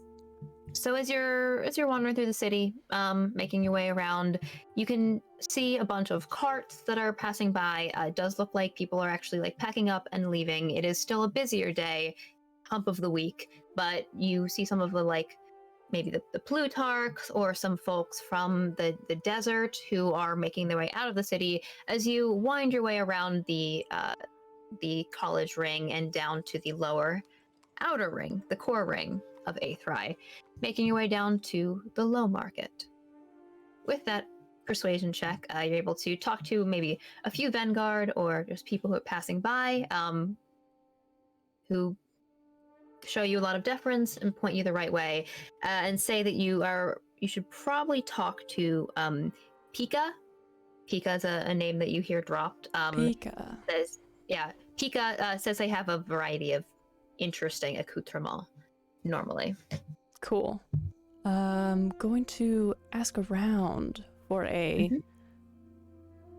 Pika. Yeah. When you find your way to the low market, this is very different than the set up stalls of the high market with their colors and their tiers. The low market is a rough amalgamation. It looks like some of the like houses on stilts have been dragged up and repurposed. Ones that have maybe like collapsed in a flood. Some of that like stone has been used here. So just like crumbling stacks, and people have laid out like carpets and cushions and that kind of thing. Just in this area here, you see some fountains, not any kinds of greenery, nothing like that, but bunch of different people, and it's pretty open in the middle. You also are between you're pretty close to a bar that you know, the Old Walls bar that I think we've mentioned, and a housing area known as the Willows, which is not quite as nice as some of the other ones you've seen. But asking around for Pika, you are eventually directed to what looks like some kind of bamboo cage that's been placed over one of these rock piles, and like it's hard to see actually through because there's a bunch of things that are just like hanging, like you see like cooking pots and pans, that kind of thing, like weird hooks that might be used in fishing tools, and some kind of bird, like maybe about 2.5 feet tall, of this very pale yellow color, sitting in the middle. And there's a sort of like a tied up flap that comes down, not a flap, like a, you know, like a cage bit that you can like slide down as you make your way over here. Right. So it's a bamboo cage, and there's like a thing that I can slide down to speak into it. Is that what you're saying? Yeah. Very well. I will approach and look around a little bit confused, and then, seeing that, move as confidently as I can. Pull the little door down.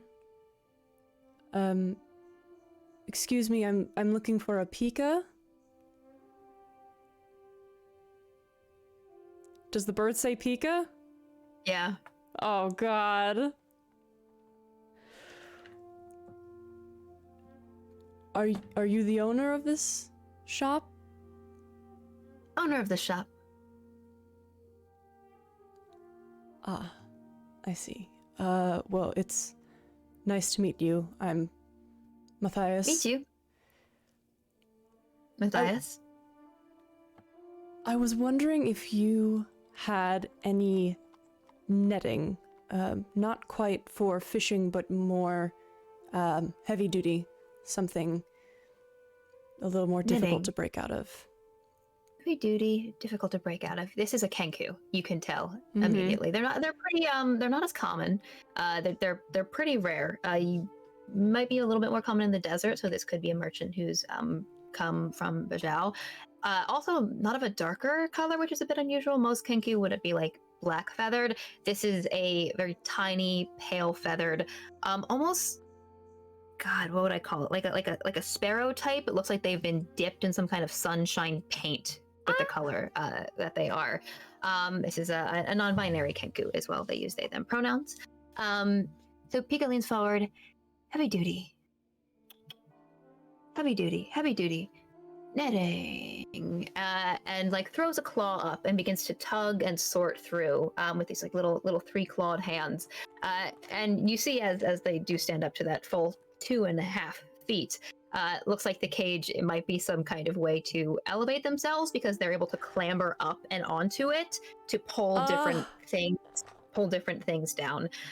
So they pull down in their claw a net that looks like to be made of some kind of rainbow cotton or rainbow yarn that has like these salt orbs that are inlaid around the edges, and they toss that down, and then they with one foot extend out and pull up. Takes a bit of effort, some kind of metal netting that they like kind of slide and flop through that area. And then one more. This is some of the thinnest that you've ever seen. Looks like it's made of some kind of gossamer. You can barely make it out, like a giant spider web of some kind that they wind up around one claw onto a spool and set that down. And they say, 1, 2, 3, what's the pretty bird gonna pick? 1, 2, 3, what's the pretty bird gonna pick? Heading. I'd like to know more about what they can do. Can I look and see? Look at and see. Okay. I'm going to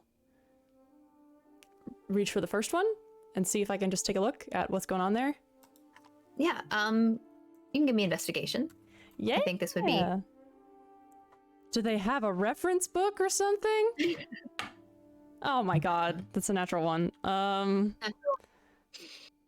What's my investigation? Oh, so that's a -2, so that's a -1. Okay.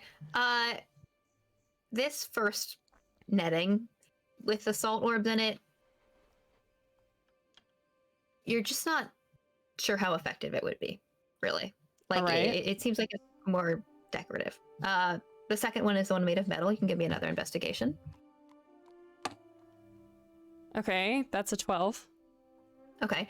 A 12, it's a bit heavier to carry around, so it will like take some weight, but this does seem like something you were asking for, like a netting that's a bit harder to break out of, and also will have more hit points if people try and cut through it. So I would put this at a DC 12, and I have to check on the actual netting, but it will have the like AC and more hit points. It is made of. Okay, within its reach, dealing 5 slashing damage to the net AC 10, also frees the creature without harming it. Yeah, so this will be takes 10 damage and AC 12. 10 damage, AC 12, and DC 12. Okay, cool. What about the last one? The Gossamer, one more investigation. Come on. 4. 4. Give it to me with advantage because you're from the wastes. Ooh. 14. 14. You have seen this before. Oh. This is ice silk. Oh. Ice silk is it is only able to be found in an area underneath the waste. It is an incredibly strong treated spider silk that is very, very difficult to break and can hold a lot of weight to it. It's probably pretty expensive. You're not even sure how this creature might have gotten a hold of it, but this is definitely the strongest of the bunch. It's also a lot more compact. You might be able to take this netting apart and use parts of it for like a trip line or something like that, or a trap. Yeah. If you have the tools to mess around with items, this is something that could be repurposed. Cool. What's the price tag on this? As you're looking through the three of them, let me just give me a sec to check the regular price of a net. Unless you have it up, that would be awesome. Oh, I'm so sorry. No, I don't have the price. No worries. As I'm pulling that up, so the ice silk is going to be pretty pricey.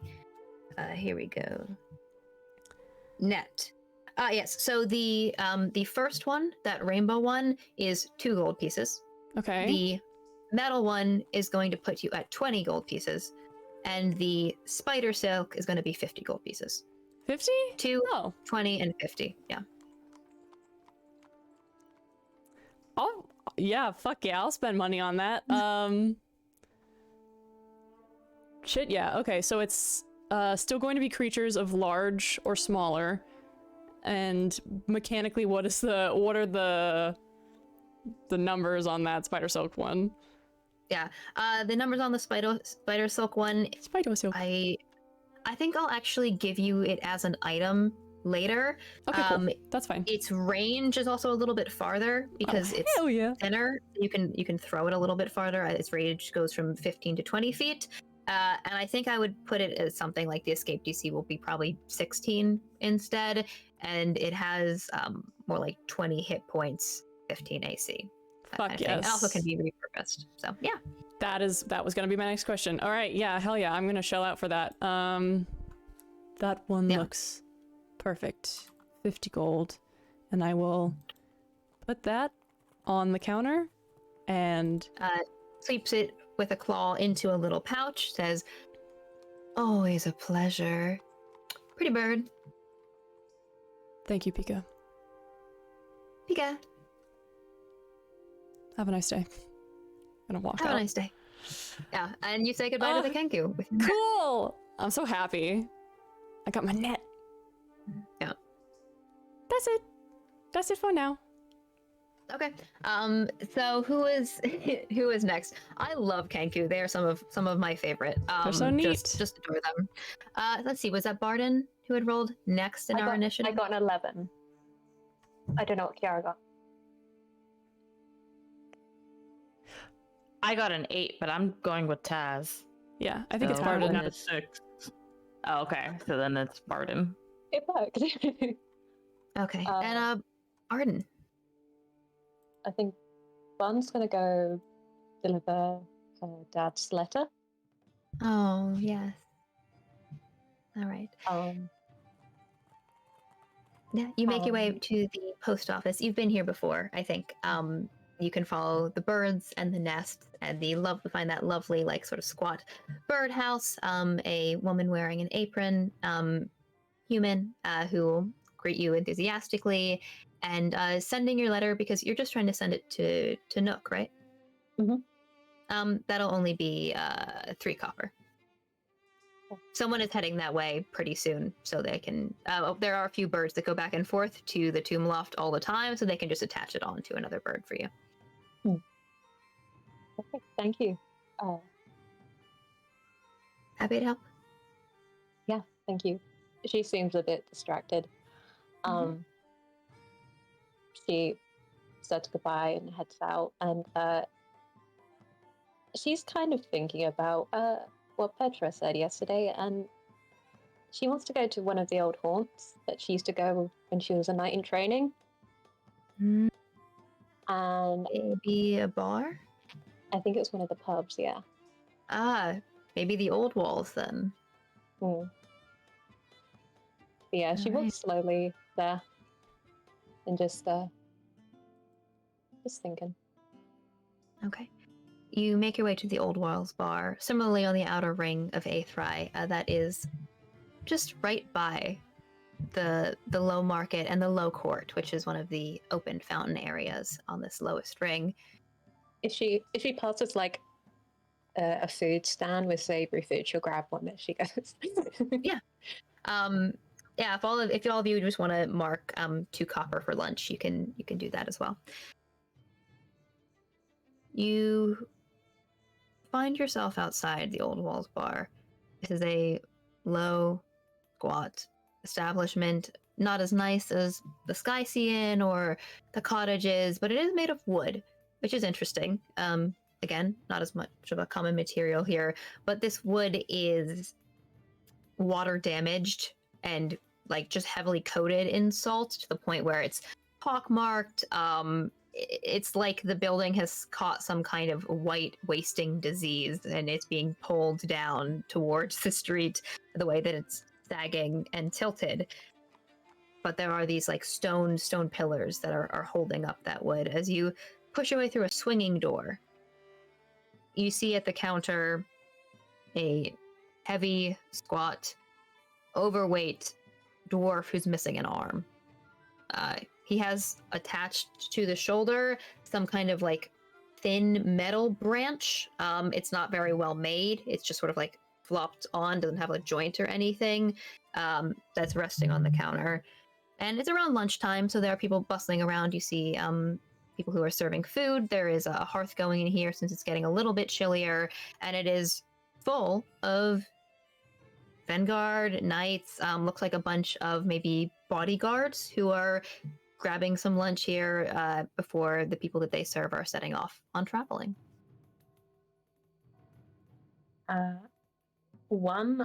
Barn wants to see if she can find the booth that she used to sit at when she was younger. Yeah. Or one of it's usually by the fires. God, it gets cold. You can squeeze your way in. Yeah. There are a few people at some of the booths by the fire, but they're eating lunch and they're not in too bad a mood. So if you squish your way in towards one of the booths, they'll give you some room. Thank you. And no problem. She takes a second to she puts her hand on her thighs and then kind of feels under the table, and is trying to work out if they've replaced it yet. Nah, they don't replace anything in this old dingy pub.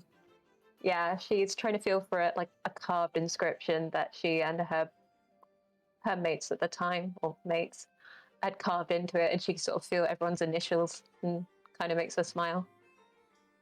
Yeah, they're still there. That's nice.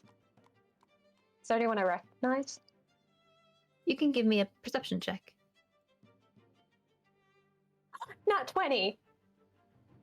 Wait, sorry, perception. Yeah. Plus something. What's my... Oh, it's 25. 25. You look up as the door swings open, and for a second you think it's Matthias. But it's not. It's pushing their way into the bar is Malachi Markart.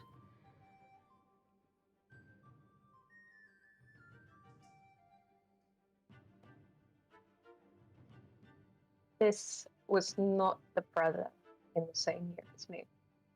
No. But you did know him briefly. I think Bard does take a second to stand up and make her way over, and neaten up her shirt. She goes, so Markat? Good afternoon. Oh, Sang, was it, right? She blushes a little bit, very proud that he remembered her. Yeah. Oh, yes. Bard Sang. I haven't seen you in a few years. Been at the Tome Loft a bit, after training. Yeah, I was surprised you never completed your... I've actually met your brother recently. My brother? Sorry, Matthias. Yes, I knew he was in the city. Do you two know each other? We're currently on the same mission, as it were. His face falls. Oh? Sorry? I'm just here he's to doing I'm sorry, I can't remember what the little brother's name is. Emil. That's obviously, that's fine. You can go have lunch. Obviously, it's you can do whatever you like. You're noble. How's Emil doing? We're in the same year. I didn't get to talk to him much, but he's really nice lad. He hasn't been around for a bit. Doing well though. He was talented. It's kind of family business, saying. I'm sure you understand. Oh. I mean, I don't have siblings, so I guess that's no idea. Yeah, well, siblings can be a lot, so maybe you're lucky. Not sure about that. No? But, Well, you're that's lucky to lonely, have doesn't it? acquired employment without a title to your name. He does take a moment. Yeah, lucky. Luckily, Sir Silverhawk, very kind, and still kept me on despite the fact that I didn't continue with my knighthood. Mm-hmm. Didn't really get the- Well, you know what they say about Silverhawk. what did they say?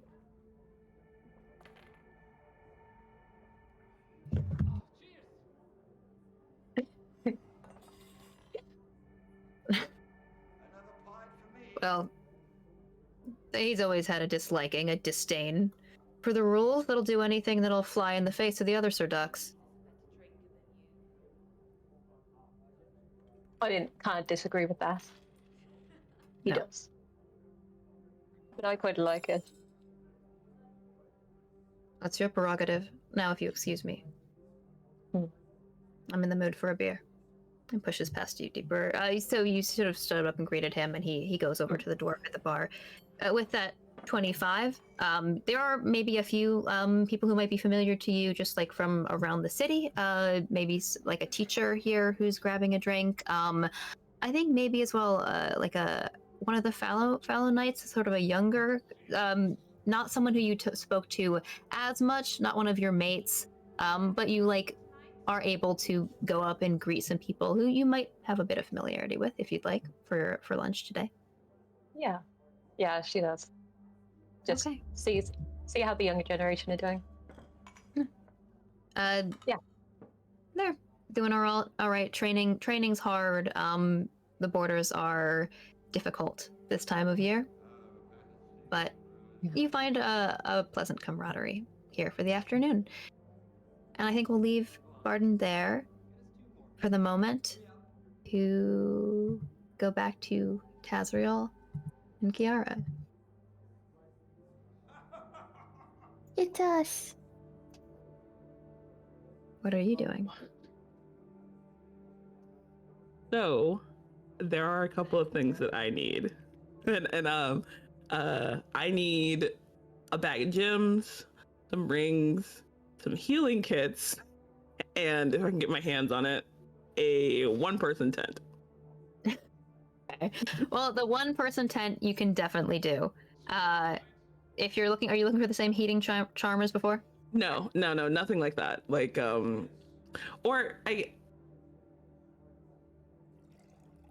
yeah, nothing like that. Just a standard old tent. Standard old tent. Let's put that at a gold piece. Okay. All right. Similarly, for any shopping for items that are like a healer's kit, I think we've decided. If you want to give me just also an investigation investigation check, and I'll tell you how many of the healer's kits you can find and the gems that I know you're looking for. I can Fuck also yeah. help with your search since I'm not searching Oh, for that's anything true. myself. You could both do checks, or one of you can make it with advantage. Up to you. Is it investigation? Yes. I'm not a smart boy, so I'll give you advantage. Thanks. I currently have a +7 to investigation. Jesus Christ. I have And remember as well, Taz, that I think is investigation one of the ones you can add a dice to if you want it. Oh, yes, I can actually, but I don't think I need it because I rolled a 14 and a 17. So that is a 21. Nice. So with the 21, you're able to find 4 healers kits if you wish to purchase them, and you can find them at the average price for a healer's kit, which I believe we said was 5 gold. I think that's accurate. Yes. Okay, so that'll be 5 times 4 is 20 gold pieces. You can grab that. Your 4 healers kits.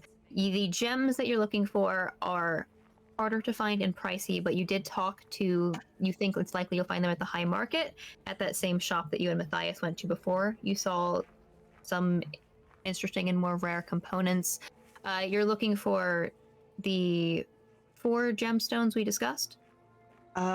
Yes, definitely those. And if they have like an additional one that's like black, I'll pick that up as well. Like nothing, I'm not looking for like, oh, an onyx or anything. Just like, Okay. another black one. And the sizes of these, they don't have to be super massive, right? They can be smaller.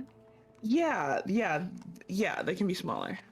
Okay, so in total, those 5 more rare gemstones will cost you about 90 gold pieces.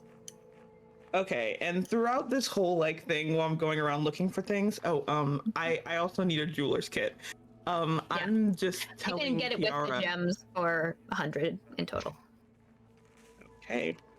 I'm telling Kiara about like about what we got into, about the gambling and the things we won. Ooh. Yes. But none of the like personal things that OH would not want me to share. Like that's not coming up. Yeah. Yes. Yeah, so I feel stronger, more dexterous. Like things are clearer to me in my head, and even more charismatic. Ooh, I can tell. But it I love this look on you. all of this feels like a lot, so I would like to share, and I'm just like saying like, oh, also like I feel like I could. This knowledge of multiple languages, and just Wow. I run through like druidic. I'm like Yeah. right, and yeah, I think it's best if I share this among all 4 of you, so that our expedition goes well, especially the strength with Barden and Matthias. And I thought you'd benefit from the charisma, presence, and whatnot. That's very kind of you. And I think, yes, making, given how much Barden and Matthias seem to put themselves at the front of the conflict, I think better equipping them to help us is a great idea. And it leaves you light-footed enough to go, create your own mischief. Yes. And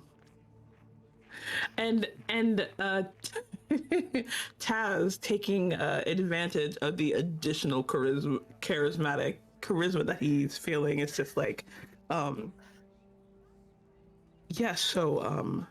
telling you like I know how to use a jeweler's kit now. I thought it'd be I used to, when I was younger, I used to like to make little things. They didn't look like anything. They were whatever. But now that I actually can make something, I thought it'd be nice to like, I don't know, get some stones, set them in a ring, some rings or whatnot. And I thought the tent could be useful to like do that and have some privacy, but also in case there was any other reason for privacy being needed. That is your forethought astonishes me. It's a very good idea. Out there in the cold wastes, we all know what might happen. And I'm giving you this exact look that's on my face right now. As you are saying that to each other, as you're walking around the high market, Kiara, will you give me, actually Kiara and Taz, will you both give me a perception check? Oh dear. Before Kiara perceives, she does wink at Taz. That's a natural 20! 4, 8, 23. 13.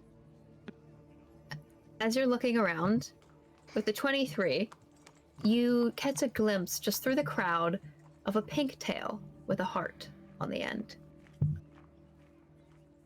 Kiara is going to grab Taz's hand and say, "Come with me." And go look for the pink You tail. follow, and stopping right by a pastry stand, leaning over, smelling, it looks like some kind of dough made of like cinnamon in this flowery shape. you see a pink-skinned tiefling with large, puffy ombre hair. Oh, hello. Hi, it's so great to see you. I have a special surprise for both of you. It's so good to see you again. Oh, hello. Hello. I know. Yes. This is my dear friend, Tazriel.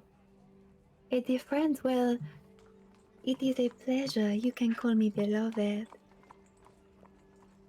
Hello, Oh. beloved. Hello. What brings you out on such a lovely day to the market here? Fate, it seems. I always believe in fate. Vic is blushing. Taz is not.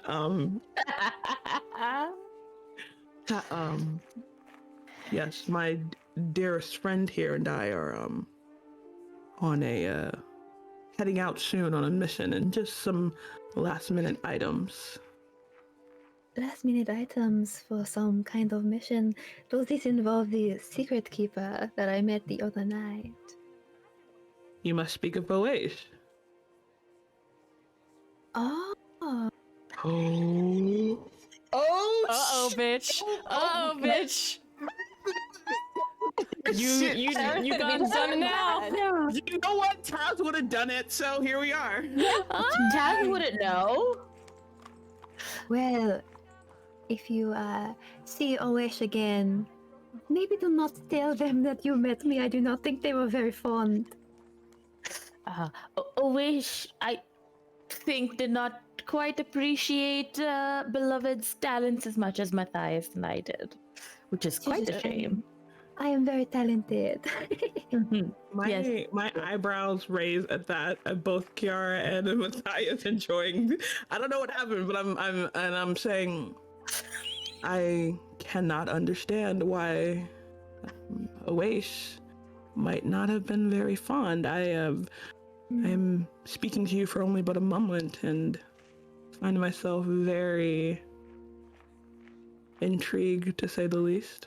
You are a charmer, are you not, Mr. Tazriel? But it is a pleasure to meet you. It's very wonderful. But if you will excuse me, you know Kiara. I was actually on my way to the post today to send you something. I suppose I can give it to you now, though. Oh.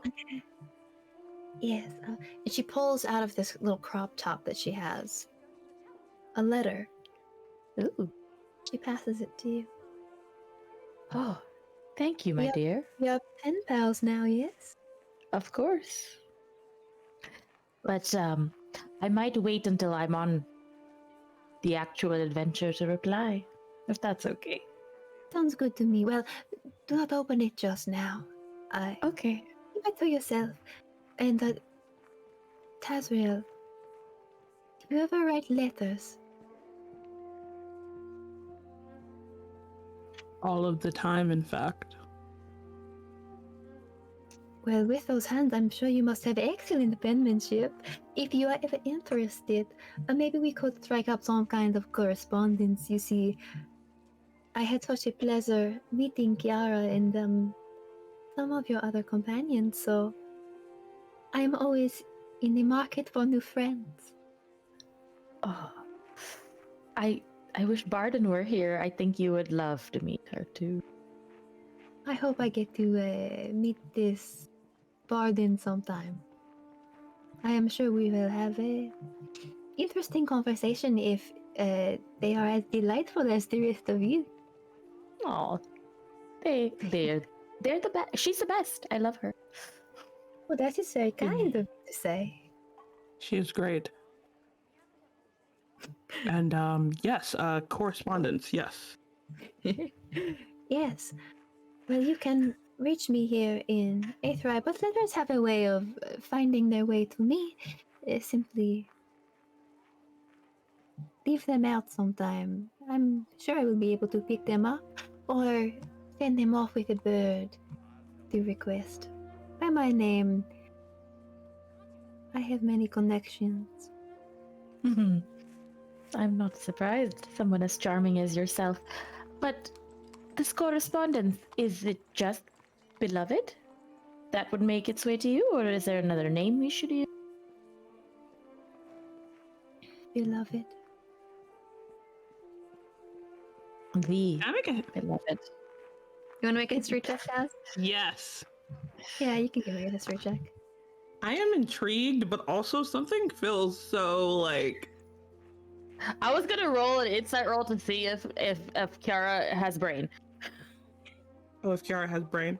Well, to 20 like be sus.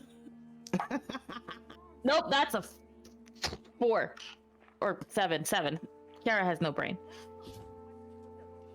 22 for the history check. 22. Well, then I'll tell you something that Kiara picked up that also rings familiar to you as well. There's a song from the Empire called My Beloved. It tells a very sad story of a tiefling who passed away from heartbreak after she was scorned by her lover.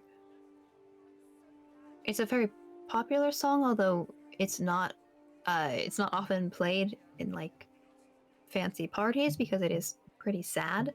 And it's sometimes tied to some other like stories, particularly because Bane, being the god of passion and love, people tend to enjoy more stories that have happy endings, happy love stories. So it could be that this tiefling has taken her name in some way from the song. It seems like she's deliberately trying to emulate part of that story. Putting that away in the vault to deal with later. Okay. But with the insight check, Kiara, the only thing you're picking up is that she does seem genuinely excited to see you again and see Taz, so. Both of us, whee! Also, I didn't get to say it last time. Beloved is trans femme. She's, just so you know. Oh, yes! Yeah. Baby. Pew pew pew. Well, yeah, correspondence. Just beloved should be fine. Are you still heading out on your adventure soon then? Kiara will look at Taz. There might be a delay of a few days. Hopefully not. Well, I'm sorry to hear that, but if you want to meet me again,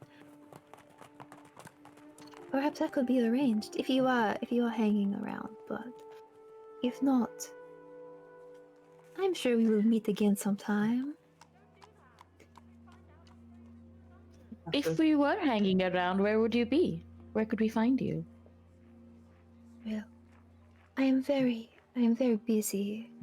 I can be very popular, so I'm not course. always. I do not always make my location public knowledge. But the Sky Sea Inn, you can find me there some evenings. Excellent. Send me a letter, and I will meet you. Okay. But if you If would we say- were around, maybe. Yes, of course. She gives you her hand once more, Taz, and gives Kiara a kiss on the cheek. I will see you again soon. Have a lovely day. Goodbye. You too. Bye. I like that at that moment, Varden's voice comes over through to Taz and just like, "Oh, how's your evening? How's your afternoon? Anything fun?" Yeah. Something very fun, and I describe what just happened with Beloved. And Kiara's told you about Beloved too, and the hair braiding and all that. Huh. I don't think I've ever met this one. I've been to Aethra a lot. Well, That I'm gonna come back soon, so I'm done. So, see you guys in a bit. Yeah. Yes. And Taz is gonna turn to Kiara and say, I am hoping a letter will come from my commander today, but I at least have to hear from them before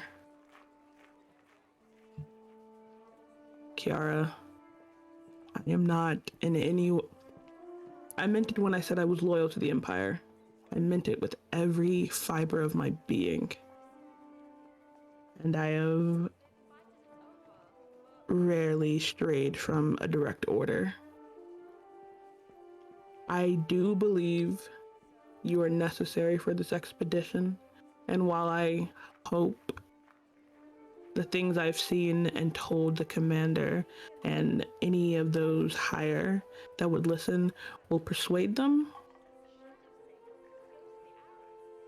I am willing to take more drastic measures to ensure your companionship during these travels.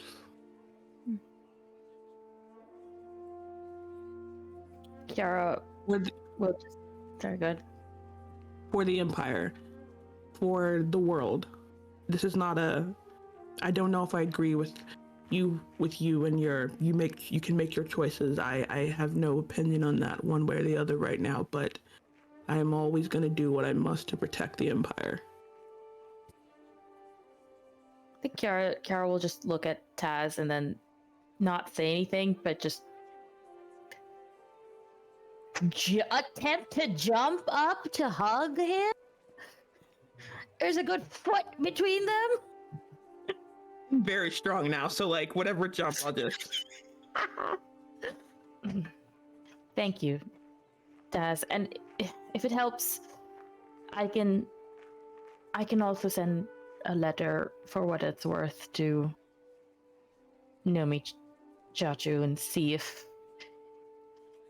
he can help as well. I mean, maybe let's save that for if I disobey a direct order from my commander. Good call. I've heard it's good to save your leverage and use it wisely. I think with the end of that conversation, as you pick up the gems that you're looking for, the items at the shops, and wander around, before we conclude our session for today, Matthias, is there anything else you would like to do? Yup. Now, I realized that we said your armor's gonna need some stuff in the morning, and then I completely forgot within the 5 minutes of transitioning to the morning scene. Oh, that's all right. It's So just flavor. I do just want to say, but it's important, Matthias would have cleaned his armor meticulously that morning. And we'll just do a little hop back and say, y'all probably would have noticed there are many rags that are just blackened with soot. But his armor is back to gleaming. The only thing is that sort of on one of his the side of his body, one of his pauldrons and down the arm, some of the sort of like darkened metal has sort of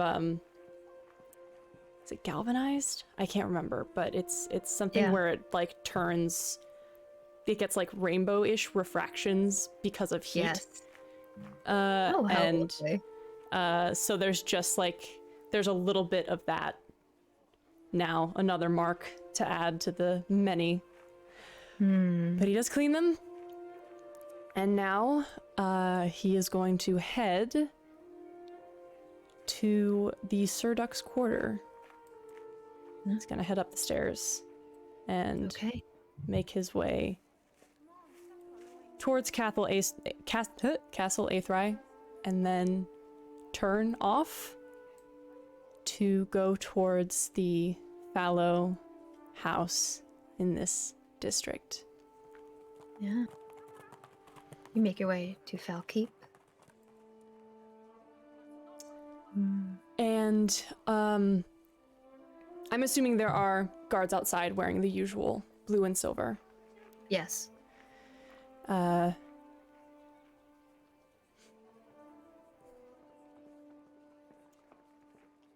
Approaching with a steady step. They stare at you. Good morning, Sir Matthias Markhardt. of the Order of the Black Ice. I'm here to request an audience with the Lady Larissa Markhart. I believe she's staying here. Yes, she is in residence. Does she know you're coming? No.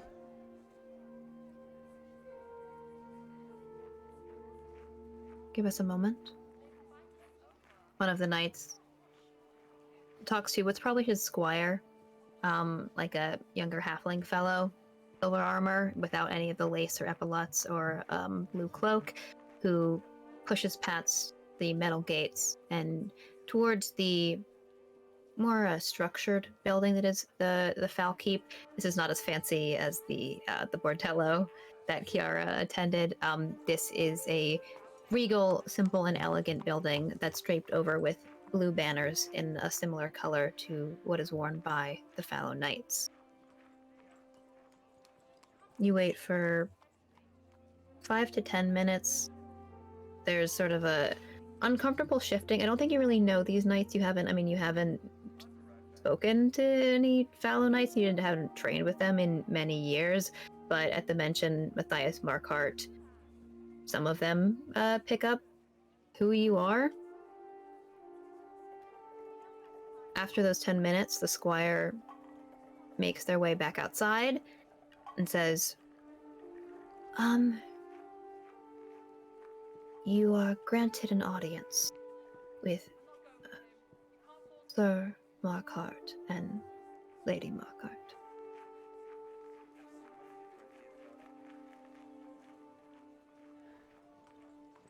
Right. Thank you. Mm-hmm. The squire will walk with you, escort you into the familiar Falkeep. You know this building well. It is elegant, but simple in its elegance, much like the Fallow family. And you see their logo as well, embossed on all the banners, engraved in suits of armor as you pass through the main hall towards sort of an open area, a large, long table. Not the main hall, but one of the many meeting rooms where some of the Fallow family might meet to negotiate border disputes.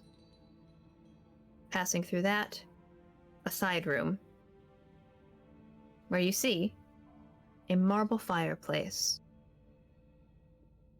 2 chairs, one slightly larger, one smaller, and it looks like they've pulled in some kind of kitchen stool to sit in front of these 2 chairs. The 2 chairs that would normally be facing towards the hearth in this small room, now with their backs to the fire. And you see as you step into this room and the squire leaves you behind, your father, Abram Markhart, and your mother, Larissa. These are 2 older people, pale skin, but not quite as pale as your own. They are sun-touched in many ways. They lack the dark under-eye circles, although certainly your mother looks like, although she's better rested, she's never slept well for the past many years. Your father is clean-shaven with a beard, blonde hair that's pushed back. He's got a stern jaw, wrinkles, but handsome, like yourself. Larissa, pale-skinned, dark hair, with a blush of red lipstick that stands out against her face. Dark eyes as well, that soften to see you step into the room. Your father is dressed resplendent in his armor, facing towards the fire as you walk in. Your mother is seated in one of the chairs, with her hands folded over her lap, and a thin smile on her face. Matthias? He stops when he enters and will, even though his father is turned, will nod to both of them and then sweep into a full bow, bent at the waist. Sir Markard, Lady Larissa, and we'll stand back up. It's good to see you again. It has been a long time. And he's gonna wait to be called in further, I think. Yeah. She seems to be waiting as well for something. Do you want to give me an insight check? Yeah, I would love that. Sweaty. God. Insight. 7. 7. Looking towards your father from the back, he's just hard to read. His shoulders never seem to drop. His spine never seems to bend. You have, as long as you have known him, his back is straight and his jaw is raised. But there's a pause after your mother speaks, and he turns to face you. And Matthias, you no longer have your father's eyes.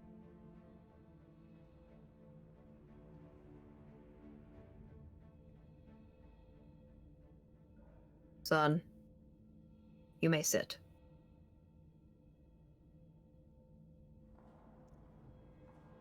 Cast a glance towards that stool, and there's a moment of hesitation, and looks down, swallows, steps forward, and will sit on this bar stool that they have provided. Now that you've sat down, even though there's a chair for him, he goes over, stands next to the chair your mother's sitting in, and places one hand on her own. This is how you remember them. It's how they've always sat, even in family portraits. Your mother sitting, your father standing next to her, a hand on her hand or a hand on her shoulder. You both look Why have well. you sought audience with us?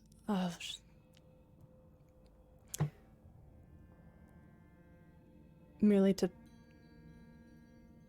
pay my respects and to see you again.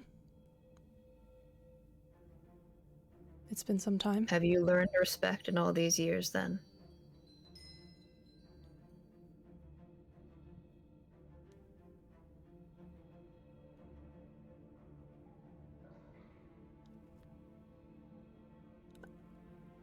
I believe that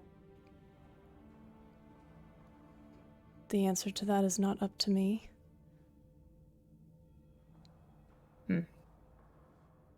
No. Should be up to your superiors. And we've heard from Malachi. They have sought fit to place you as a leader of a mission for Fulcrum. So Yes. that does speak. Your mother responds to the question that he had spoken over. Yes, well, we've been in good health. So that is a blessing of the lady. I'm glad to see that. Yes. And how is your health, my son? You know what that question means to her.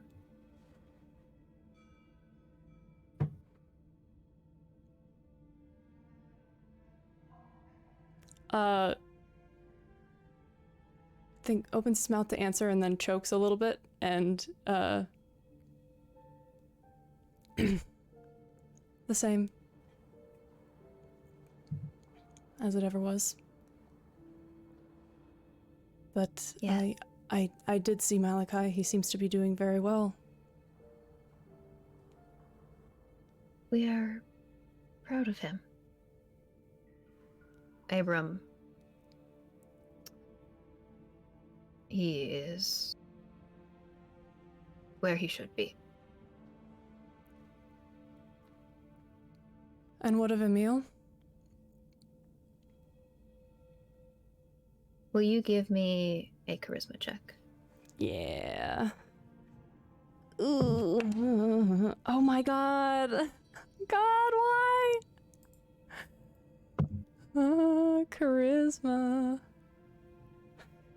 9.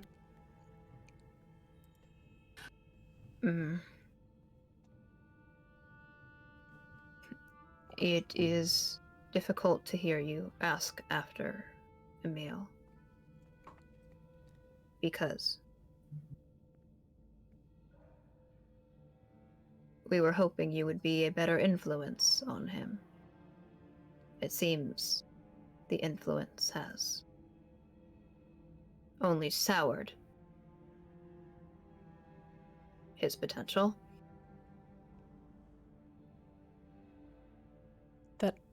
That I would be. I haven't even been near him. Yes.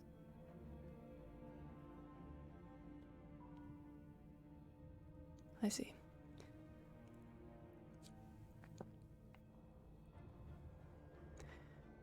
He's not at home. Oh, he's not. He's recovering. We hope to see him home soon. And what then? And then he will resume his training. He will step into his status, and we will have one less son who has disappointed us.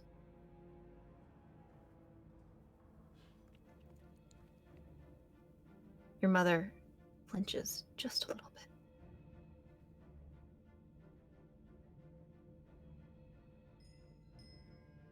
I did speak with Malachi. He said, he seemed interested in seeing me back. Seemed to have no qualms about it whatsoever. Did he? Well.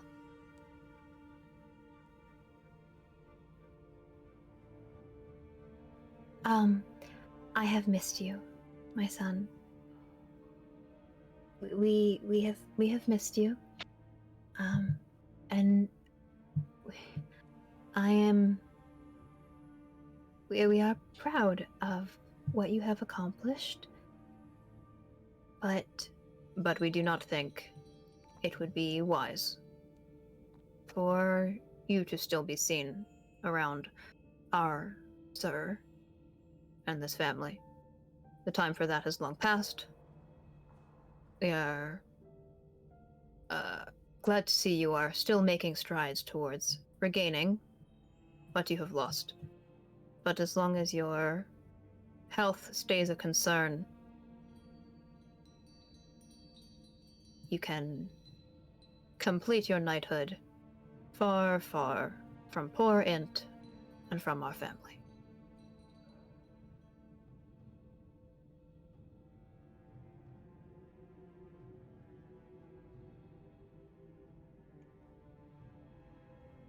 As you say.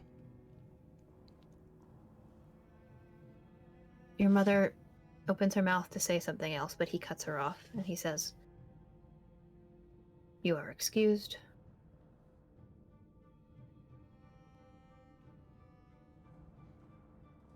Stands. Moves around. Is gonna take a step forward, actually, towards the two of them, towards his mom, and will be watching just out of the corner of his eye his dad, but is going to kneel slowly in front of her and take one of her hands and will kiss it before placing it gently back on her lap, maintaining eye contact, and then we'll stand, step away, bow once again very deeply. Sir Markard. Goodbye.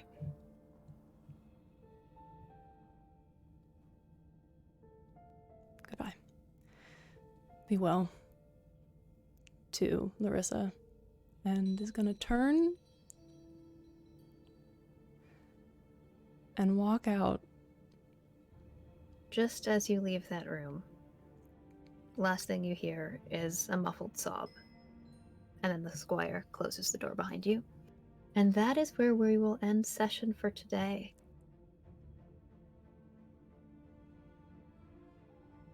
Thank you all for joining us. It was a pleasure, as always. And stay tuned to our Twitter for announcements. We are hoping to release an episode either on December 25th or on January 1st? No, December 29th, I think it would be. So stay tuned. We will have more content for you coming soon. Thank you for watching Strange Hungers. As always, thank you to One More Multiverse for our delightful maps. Thank you to Soundtail for our sound. We also use Roll20, so thank you to Roll20. And of course, the art that you saw today was drawn by Shan at Annan B Draws. Thank you all for watching. Stay safe and happy holidays. Bye. Bye, everybody.